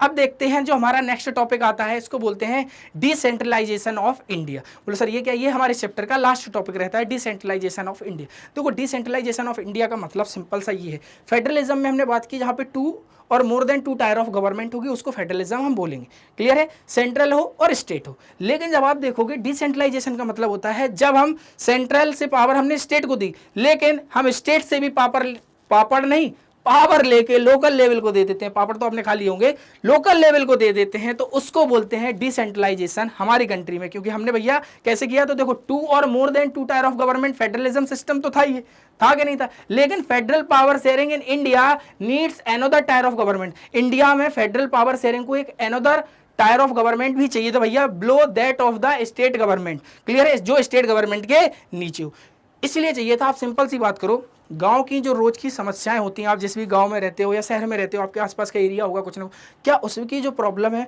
वो रोज आप ऐसे पहुंच जाते हो, मुख्यमंत्री जी ये समस्याएं सुन लीजिए। मुख्यमंत्री पहले ही से फ्री नहीं है, आपकी बातों को कहाँ से सुनेंगे, समझ रहे। तो वही हमने किया कि हमने किस तरीके से जाके लोकल लेवल पर भी पावर शेयर कर दी। ओके तो decentralisation when power is taken away from central and state government and given to local government. अगर एक मार्क्स का एमसीक्यू पूछ लिया जाए तो हमें याद होना चाहिए कि डिसेंट्रलाइजेशन से रिलेटेड पूछ लिया जाए कोई एक इनमें से करेक्ट कौन है, तो when power is taken away from central government and state government, जब सेंट्रल और स्टेट गवर्नमेंट से पावर लेकर लोकल गवर्नमेंट को प्रोवाइड कर दी जाती है, उसी को डिसेंट्रलाइजेशन कहते हैं। और हम अपने कॉन्टेक्स्ट में पढ़ रहे हैं, अपनी कंट्री के कॉन्टेक्स्ट में, तभी तो इस टॉपिक का नाम है डिसेंट्रलाइजेशन इन इंडिया। ओके अब देखें डिसेंट्रलाइजेशन के पीछे वो कारण कौन से थे, रेशनेबल बिहाइंड डिसेंट्रलाइजेशन, वो हमें जरूरी क्यों था, क्लियर है डिसेंट्रलाइजेशन। तो यहाँ पर एक पिक्चर भी दी गई, इसको भी देख लो, है ना, भाई लोग मस्त बैठे हैं। There are a large number of problem and issue which are best settle at the local level. बहुत सारे नंबर, लार्ज नंबर में इशू रहते हैं जिनको लोकल लेवल पे रिजॉल्व किया जा सकता है। प्रधान जी हमारे घर में पानी नहीं आ रहा, प्रधान जी नल सही करा दो। प्रधान जी ने कहा ठीक है भाई साहब, ऐसा तो होगा नहीं कि आप मुख्यमंत्री के पास जाओगे। तो वो बहुत सारी प्रॉब्लम जो इशू होते हैं जिन्हें बेस्ट अच्छे तरीके से सेटल किया जा सकता है लोकल लेवल पे। बोलो सर हमारे यहाँ बिजली नहीं आ रही है, तो प्रधान जी के पास गया, प्रधान जी ने कहा ठीक है देखते हैं, क्लियर है। तो वो चीज़ें जो लोकल लेवल पे सेटल की जा सकती है, जिन्हें रिजॉल्व किया जा सकता है। People have better knowledge of problem in their localities, जो लोग उस एरिया में रह रहे हैं उन्हें बहुत अच्छे से पता है कि उनके लोकलिटीज में कौन कौन सी प्रॉब्लम है ना। अब मुख्यमंत्री जी को थोड़ी पता होगा, प्रधानमंत्री जी को थोड़ी पता होगा इस गांव में बिजली नहीं आ रही है, समझ रहे हो कि नहीं। तो भैया पीपल, लोगों को पता है, बेटर नॉलेज है उन्हें कि प्रॉब्लम इन देयर लोकलिटीज के, उनके लोकल में कौन कौन सी प्रॉब्लम है। तभी तो डिसेंट्रलाइजेशन पावर लोकल लेवल पे शेयर की जा रही है, जिसके कारण उन प्रॉब्लम को वहीं पे सॉल्व किया जा सके। They are also have better ideas on where to spend money and how to manage things more efficiently। और जो लोग वहाँ रह रहे हैं उस लोकल एरिया को, उनको बेटर आइडिया है कि कहाँ पे हमें मनी को स्पेंड करना है और कैसे मैनेज करना है अच्छे तरीके से। तो इन सब की बात की जाती है। At the local level it is possible for the people to directly participate in decision making. क्या है पीपल, जो भैया सीधी सी बात की गई कि लोकल लेवल पे पॉसिबल है पीपल के लिए कि डायरेक्टली पार्टिसिपेट करना डिसीजन मेकिंग में। आप देखते हो किस तरीके से जैसे गांव में कभी प्रधान जी बैठे होते हैं, प्रधान जी का स्वागत चल रहा होता है, वो ये क्यों चल रहा होता है, क्योंकि प्रधान जी के पास भी क्या है, पावर है। तो प्रधान जी के पास जब पावर है तो भैया प्रधान जी जब बैठे होते हैं तो जो लोग वहां पे इकट्ठे होते हैं तो डायरेक्टली पार्टिसिपेट कर सकते हैं डिसीजन मेकिंग से related. This help to include at a habit of democratic participation. ये हमें बताती है कि किस तरीके से एक्चुअली में देखो क्या है, किसी भी गांव में कोई पर्सन रह रहा है, उसने पढ़ाई नहीं की, उसे नहीं पता सिविक्स क्या होता है, उसे नहीं पता सोशल साइंस क्या होता है, ठीक है ना, लेकिन उसके सामने जब चीजें हो रही होती है उसको समझाया जा सकता है। तो लोकल लेवल पे जब हो रहा होता है तो उसको तब पता चलता है अच्छा डेमोक्रेटिक पार्टिसिपेशन ये होता है, तो उन लोगों को तब समझ में आता है कि अच्छा ये है डेमोक्रेटिक पार्टिसिपेशन। क्योंकि गांव जिस तरीके से वर्क कर रहा है वैसी कंट्री के लेवल पे, बहुत बड़े लेवल पे पार्लियामेंट काम कर रही होती है, अलग अलग मिनिस्टर्स काम कर रहे होते हैं। ओके, तो उसी की बात की जाती है कि भैया इनकलकेट है ना, include inculcate a habit, inculcate लिखा है यहाँ पे, इंक्लूड नहीं है, inculcate a habit of democratic participation के किस तरीके से लोकल लेवल पर भी लोग आके आपस में जुड़ सकते हैं और डेमोक्रेसी में पार्टिसिपेशन कर सकते हैं। अब भैया आगे देख लेते हैं थोड़ा, तो आगे क्या बात की जा रही है, इसमें बोला गया है there were several attempts to decentralised power, बहुत सारे अटेम्प्ट्स किए गए जिसके कारण डिसेंट्रलाइज किया जा सके पावर को। नॉट वेरी मच सक्सेसफुल, लेकिन ये बहुत सक्सेसफुल देखने को नहीं मिलता है डिसेंट्रलाइजेशन। ऐसा क्यों, तभी तो यहाँ पे खोजा रहा है कि वाई ऐसा क्यों है, इतने सारे भाई वो इसके कारण क्या थे डिसेंट्रलाइजेशन के, वो हमने बात की, लेकिन ये बहुत सक्सेस नहीं रहा। उसके रीजन क्या थे, तो वही बोला गया कि not very much successful. Why ऐसा क्यों हुआ, तो यहाँ पे दिया गया है panchayat and municipalities were set up in all the states but these were directly under the control of state government। भैया सेटअप तो ये की गई, डिसेंट्रलाइजेशन तो किया गया, लेकिन ये किसके कंट्रोल में काम कर रही है, स्टेट गवर्नमेंट को। इनको खुद की ऑटोनॉमी नहीं है, खुद की स्वतंत्रता का मतलब ये अपने हिसाब से डिसीजन नहीं ले सकती। इनको डिसीजन लेना है तो फोन लगाना पड़ेगा मंत्री जी को, हाँ मंत्री जी ऐसा करा सकते हैं क्या, मंत्री जी ने कहा नहीं तो खत्म। तो आप देख सकते हो कि डिसेंट्रलाइजेशन में जब आप उनको प्रॉपर तरीके से पावर प्रोवाइड नहीं करेंगे तो अपने डिसीजन कैसे ले पाएंगे। तो वही बोला गया कि पंचायत और म्युनिसिपैलिटीज तो बना दी गई डिसेंट्रलाइजेशन के नाम पे, बट वो कंट्रोल में थी स्टेट गवर्नमेंट की। क्लियर, तभी तो ये नॉट वेरी मच सक्सेसफुल है। ठीक है, फिर बोला गया election to these local government were not held regularly. अब जैसे आप इलेक्शन देखते हो कि हर 5 साल में विधायक जी आ जाते हैं, है ना, वोट दे देना हमको, फिर बाद में कहते हैं विधायक जी है ना कि भैया हम नहीं देंगे, हमें आपने वोट तो दे दिया लेकिन हम डेवलपमेंट का काम नहीं करेंगे। क्लियर है, तो वही बात की जा रही है कि जहां पे जो इलेक्शन होते थे वो रेगुलरली नहीं होते, मतलब 5 साल में जो आज आप इलेक्शन देखते हो पहला ऐसा नहीं होता था। किसमें, हम यहाँ पे बात कर रहे हैं डिसेंट्रलाइजेशन की, याद रखना। Local government did not have any power और रिसोर्सेस ऑफ देयर ओन। तो लोकल गवर्नमेंट के पास खुद की ना कोई पावर होती थी ना उनके पास खुद का कोई रिसोर्स होता था।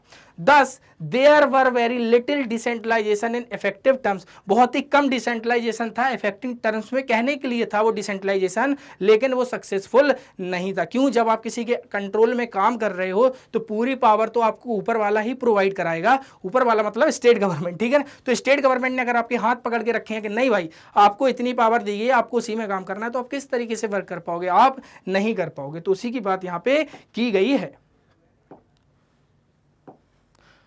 अब क्या होता है इन प्रॉब्लम्स के, जैसे मैंने बोला डिसेंट्रलाइजेशन हो गया, लेकिन डिसेंट्रलाइजेशन सक्सेसफुल क्यों नहीं था, तो वो प्रॉब्लम्स थी। लेकिन आप देख सकते हो a major step toward decentralization was taken in 1992।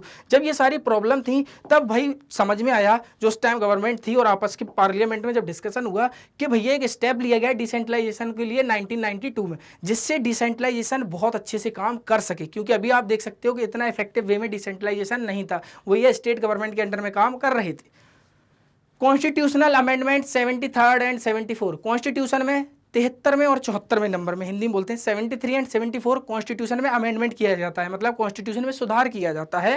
Clear है, वाई ऐसा क्यों किया गया, भाई सुधार की क्या जरूरत थी, तो डिसेंट्रलाइजेशन को बहुत अच्छा किया जा सके। अब वो क्यों किया गया है, देखो, now it is constitutionally mandatory to hold regular elections to local government bodies. अभी रेगुलर इलेक्शन नहीं होते थे, लेकिन कॉन्स्टिट्यूशन अमेंडमेंट होता है तो लोकल गवर्नमेंट के भैया रेगुलर इलेक्शन होने लगते हैं, जिसके कारण डिसेंट्रलाइजेशन सही होगा।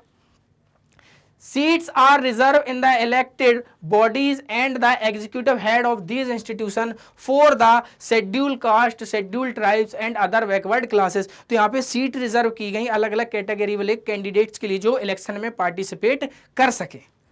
Eight least 1/3 of all position are reserve for women. याद रखने ना भैया, 73 एंड 74 कॉन्स्टिट्यूशन अमेंडमेंट में जैसी हम बात करते हैं तो यहाँ पर आप देखोगे एटलीस्ट 1/3 सीट्स रिजर्व की गई वुमेन कैंडिडेट्स के लिए। याद रख लेना अगर एमसीक्यू में आ जाए, है ना। An independent institution called the State Election Commission has been created in each state to conduct panchayat and municipal elections। इसके अलावा जैसे देखो election commission of India ECI, ये हमारी इंडिया की भैया इंटरनेशनल क्या है, नेशनल है। नेशनल भैया एक तरीके का कमीशन है जो भैया पूरे कंट्री के अलग अलग स्टेट्स के इलेक्शन कराता है। भैया सीएम और पीएम इसी के द्वारा चुने जाते हैं। लेकिन स्टेट के अंदर भी भैया क्रिएट किया गया इस कॉन्स्टिट्यूशन अमेंडमेंट से, क्या क्रिएट किया गया कि भैया आप देख सकते हो स्टेट इलेक्शन कमीशन, मतलब स्टेट के अंदर भी एक इलेक्शन कमीशन बनाया गया जिसके कारण उसको प्रॉपर तरीके से वो क्या करा सके भैया, रेगुलर इलेक्शन करा सके लोकल बॉडीज की। The state government are required to share some power and revenue with, state government को भी भैया रिक्वायर मतलब शेयर करनी है पावर प्लस इसके अलावा रेवेन्यू किसके साथ, लोकल गवर्नमेंट बॉडीज के साथ। The nature of sharing variety from state to state, ये डिपेंड करता है, nature of sharing power varies करता है स्टेट टू स्टेट के अंदर। लेकिन ये सारे कॉन्स्टिट्यूशनल अमेंडमेंट किए गए 73 एंड 74 के अंतर्गत 1992 में। यहाँ पर 1/3 सीट रिजर्व करके रखी गई वुमेन्स के लिए। तो भैया क्यों, देखो डिसेंट्रलाइजेशन केवल कहने से डिसेंट्रलाइजेशन होगा ऐसा जरूरी नहीं। क्लियर है। आप मोबाइल में किसी की पिक्चर देख लो, पिक्चर मतलब आपको कोई नेचुरल ब्यूटी पसंद है, मान लो आपको कोई पर्वत पसंद है, पहाड़ पसंद है, हो सकता है आपको मोबाइल में बहुत अच्छा लग रहा है, लेकिन जब आप ग्राउंड रियलिटी में देखने गए तो आपने देखा देखो लोगों ने तो यहाँ तो पानी की बोतलें फेंक रखी हैं, ये कर रखा है। तो वही बोला गया कि आप इसमें डिसेंट्रलाइजेशन लिख तो दिए थे, लेकिन डिसेंट्रलाइजेशन को प्रैक्टिस कैसे किया जा रहा था उसकी प्रॉब्लम थी, जिसके कारण कॉन्स्टिट्यूशनल अमेंडमेंट होता है 73 एंड 74 इन 1992 में, जिसके कारण ये चेंजेस किए जाते हैं, जिसके कारण आप देखोगे कि लोकल बॉडीज को खुद से की पावर प्रोवाइड की जाती हैं, जिसके कारण वो वहां पे डेवलपमेंट अच्छे से कर सके। अब देखो, अब हमारा सब टॉपिक कौन सा बचा है, मतलब टॉपिक बचा है एक और इसी चैप्टर में छोटा सा। अब आता है लोकल सेल्फ गवर्नमेंट। किसकी बात की जाती है, लोकल लेवल पर सेल्फ गवर्नमेंट की बात की जाती है, क्योंकि डिसेंट्रलाइजेशन में हमने ये चीज पढ़ी है। डिसेंट्रलाइजेशन का मतलब ही क्या होता है भैया, सेंट्रल गवर्नमेंट कुछ पावर लेके स्टेट को दे दे, स्टेट गवर्नमेंट कुछ पावर लोकल लेवल पे दे देता है, इसी प्रोसेस को हम डिसेंट्रलाइजेशन बोलते हैं। तो अब हम बात कर रहे हैं लोकल सेल्फ गवर्नमेंट की। तो यहाँ पर दो तरीके से पावर शेयर की जा रही है ना लोकल सेल्फ गवर्नमेंट में। किस तरीके से, एक गांव है ना, रूरल लोकल गवर्नमेंट बॉडी बोल दो आप, या फिर पंचायत राज बोल दो हिंदी में, है ना, या फिर अर्बन लोकल गवर्नमेंट और म्युनिसिपैलिटीज बोल दो। तो इन दोनों जगह हम पावर को शेयर कर रहे हैं, किस तरीके से उसकी बात की जाएगी। यानी याद रखो, देखो पहले ही वर्ड दिया गया लोकल और सेल्फ है और गवर्नमेंट है। सबसे पहले हम बात करते हैं रूरल लोकल गवर्नमेंट की। देखो सबसे पहले क्या है भैया, ये हमारी पूरी कंट्री रहा, ठीक है ना, ये हमारी सेंट्रल गवर्नमेंट रही। अब सेंटर के गवर्नमेंट के बाद हमारी कंट्री के अंदर जो स्टेट्स हैं, ओके, अलग अलग स्टेट्स हैं, तो ये उनकी गवर्नमेंट हुई। अब किसी स्टेट्स के अंदर, कोई भी स्टेट्स हो, स्टेट्स के अंदर भैया हमें क्या देखने को मिलते हैं, अलग अलग डिस्ट्रिक्ट कितने हैं। तो डिस्ट्रिक्ट के अंदर दो तरीके के होंगे, या तो फिर भैया डिस्ट्रिक्ट कैसे होंगे, या तो रूरल होंगे या फिर अर्बन होंगे। तो इसी दोनों तरीके में हम पावर को डिस्ट्रीब्यूट कर रहे हैं, या तो रूरल होंगे या फिर अर्बन। रूरल का मतलब गांव एरिया और अर्बन का मतलब शहर एरिया। ओके, रूरल का मतलब गांव एरिया। तो वही बात की जाती है भैया, आप जहां पे रहते हो तो कुछ आपको गांव भी देखने को मिलेंगे, कुछ लोग होंगे जो शहर में रहते होंगे। तो इस तरीके से हम पावर को शेयर कर रहे हैं यहाँ पे। तो सबसे पहले यानी कि गांव की बात की जा रही है, रूरल। तो रूरल में सबसे नीचे की अगर हम बात करेंगे तो भैया सबसे पहले आती है ग्राम पंचायत। आप अगर किसी गांव में रह रहे हैं और हमारे वीडियो को देख रहे हैं तो आप इस चीज को अच्छे से समझ सकते हैं, है ना। देखो ग्राम पंचायत का मतलब होता है भैया गाँव की पंचायत, ग्राम पंचायत। दूसरी बात की जा रही है ईच विलेज और a group of villages in some states has a gram panchayat. या तो एक गांव की ग्राम पंचायत है, या फिर दो अलग अलग गांव मिलके भी ग्राम पंचायत को बना रहे होते हैं। दोनों गांव छोटे हैं तो दोनों का फॉर्मेशन मिलके एक ग्राम पंचायत बन सकता है। तो कई जगह आपको देखने सकता है एक गांव की एक ग्राम पंचायत हो सकती है, या फिर और a group of villages in some states has a gram panchayat. This is a council consisting of several ward. अब जो आपको एक काउंसिल दिखेगी, ग्राम पंचायत जो काउंसिल दिखेगी, उसमें बहुत सारे आपको वार्ड देखने को मिल सकते हैं, वार्ड के मेंबर देखने को मिल सकते हैं, ऑफ्टन कॉल्ड पंच और प्रेसिडेंट और सरपंच। आप बहुत अच्छे से समझते होंगे प्रधान जी को, है ना। आपको समझ नहीं आ रहा होगा पंच और सरपंच के बारे में, वही है, लेकिन कहीं की पंच बोलते हैं, है ना, कहीं कहीं अब आप सुनते होंगे प्रधान जी। तो प्रधान जी की बात की जा रही है, क्योंकि प्रधान जी का भी नाम तो आएगा ना सुनहरे अक्षरों में यहाँ पे। तो प्रधान जी की बात की जा रही है। They are directly elected by all the adult population living in the ward or villages। जो आप प्रधान जी को भैया आप चुन रहे हो, तो प्रधान जी को चुन कौन रहा है? जो अडल्ट पॉपुलेशन है भैया, जो गांव में रह रही है, या वार्ड है या गांव है ना, गांव में वार्ड है, उनमें जो रह रहे हैं, जो अडल्ट पॉपुलेशन है, जो वोट डाल सकती है, वो लोग उनको डायरेक्टली इलेक्ट करते हैं। तो ये डायरेक्ट डेमोक्रेसी का एक एग्जाम्पल है। याद रखना भैया, डायरेक्ट डेमोक्रेसी का मतलब क्या होता है? जैसे मान लो बीजेपी की गवर्नमेंट बनती है, आपने बीजेपी के किसी कैंडिडेट को जिताया और उनने आपस में मिलके ऊपर सेंट्रल लेवल पे सीएम को चुन लिया या फिर प्राइम मिनिस्टर को चुन लिया, लेकिन आपने वो डायरेक्ट इलेक्शन नहीं था, इनडायरेक्ट तरीके से चुना गया। लेकिन यहाँ पे आप प्रधान जी को जो चुन रहे हो वो डायरेक्ट है। आपको पता है ना, प्रधान जी के यहाँ गए, अच्छा प्रधान जी अब आप जीत गए तो चलो चाय पानी पिला दो, हमें बिस्किट बिस्किट भी खिला दो, है कि नहीं, क्योंकि आप जीत चुके हो। तो आप प्रधान जी से डायरेक्ट, यानी आपने जिसको इलेक्ट किया वो डायरेक्ट है। क्लियर है? तो यहाँ पर कोई थर्ड पार्टी वाला कोई ऐसा कंसेप्ट नहीं है, या फिर आपने किसी लोगों को चुना फिर वो प्रधान जी को चुन रहे हैं, ऐसा कंसेप्ट नहीं है। तो डायरेक्ट है। तो भैया क्या होता है? They are directly elected. कौन? ये पंच, सरपंच, प्रधान जी जिनकी बात की जा रही है, तो they are directly elected by the all adult population living in that ward, उस वार्ड में रहने वाली पॉपुलेशन या फिर विलेज में रहने वाली। It is the decision making body for the entire village. ये डिसीजन मेकिंग बॉडी होती है क्या? ग्राम पंचायत पूरे विलेज की, कि कहाँ पे भैया किस किस एरिया में कितना डेवलपमेंट करना है, कहाँ पे स्कूल बना लिया है कि नहीं, कहाँ पर कितने काम किए गए हैं गांव के कि नहीं।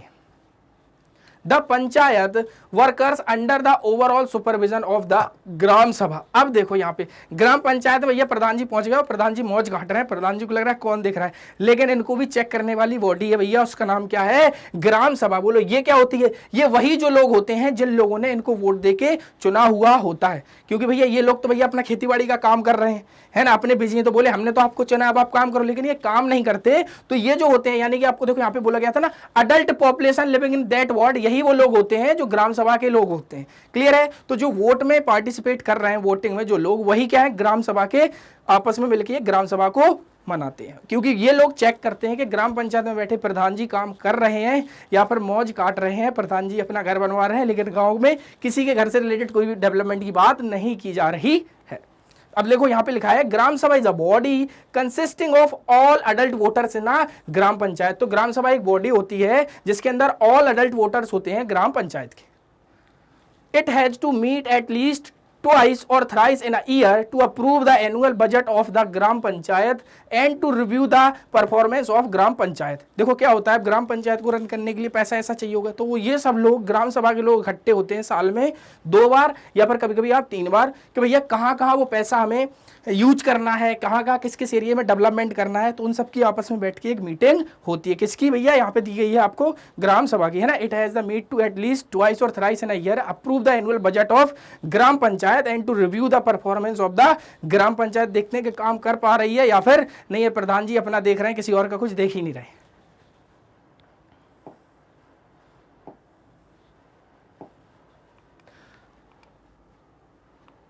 अब आता है हमारा यहाँ पे, देखो अब हमारे आती है यहाँ पे, जैसे हमने अभी बात से की कि ग्राम पंचायत की, तो उसी तरीके से हम किस तरीके से देखो यहाँ पे रूरल लेवल की, रूरल सेल्फ गवर्नमेंट की बात कर रहे हैं। तो सबसे पहले यहाँ पर आता है ग्राम पंचायत या विलेज लेवल पे, गांव लेवल पे ग्राम पंचायत, ब्लॉक लेवल पे पंचायत समिति और डिस्ट्रिक्ट लेवल पे जिला परिषद। कैसे होता है? देखो सबसे पहले ग्राम पंचायत, मान लो 1 या 2 गांव की आपस में मिलके एक ग्राम पंचायत बन गई। ओके, तो अब ग्राम पंचायत में जो आपने इलेक्ट किए हैं, ये 3-4 ग्राम पंचायत मिलके क्या बना देंगी भैया? क्या बना देंगी? पंचायत समिति ब्लॉक लेवल पे। ओके, अलग अलग गांव के 4-4, 5-5 गांव की ऐसे मिलके इन्होंने क्या बना दिया? इन्होंने बना दिया क्या है?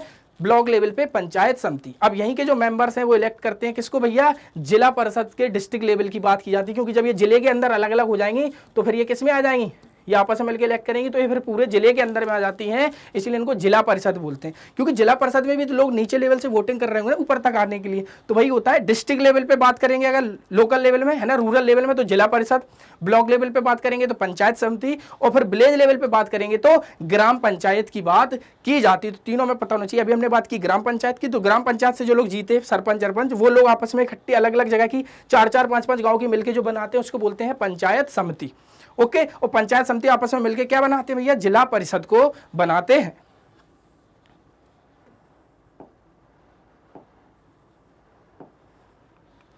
अब आता है structure of rural local government. इसका स्ट्रक्चर की जब बात की जाएगी तो भैया क्या स्ट्रक्चर है? तो सबसे पहले अभी मैंने आपसे बात की डायरेक्ट इलेक्शन होता है भैया ग्राम पंचायत। तो ग्राम पंचायत मिलके आपस में क्या बनाती है?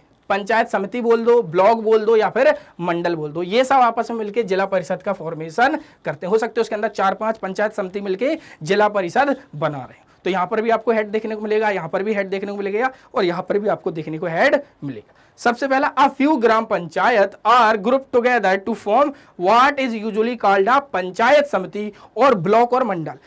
कुछ ग्राम पंचायत या फिर ग्रुप टुगेदर फॉर्म करते हैं, ये क्या पंचायत समिति को या फिर ब्लॉक बोल दो या फिर मंडल, यानी कुछ ग्राम पंचायत इकट्ठे होते हैं तो फिर किसका फॉर्मेशन करते हैं, वो पंचायत समिति का, ब्लॉक या फिर मंडल बोल दो।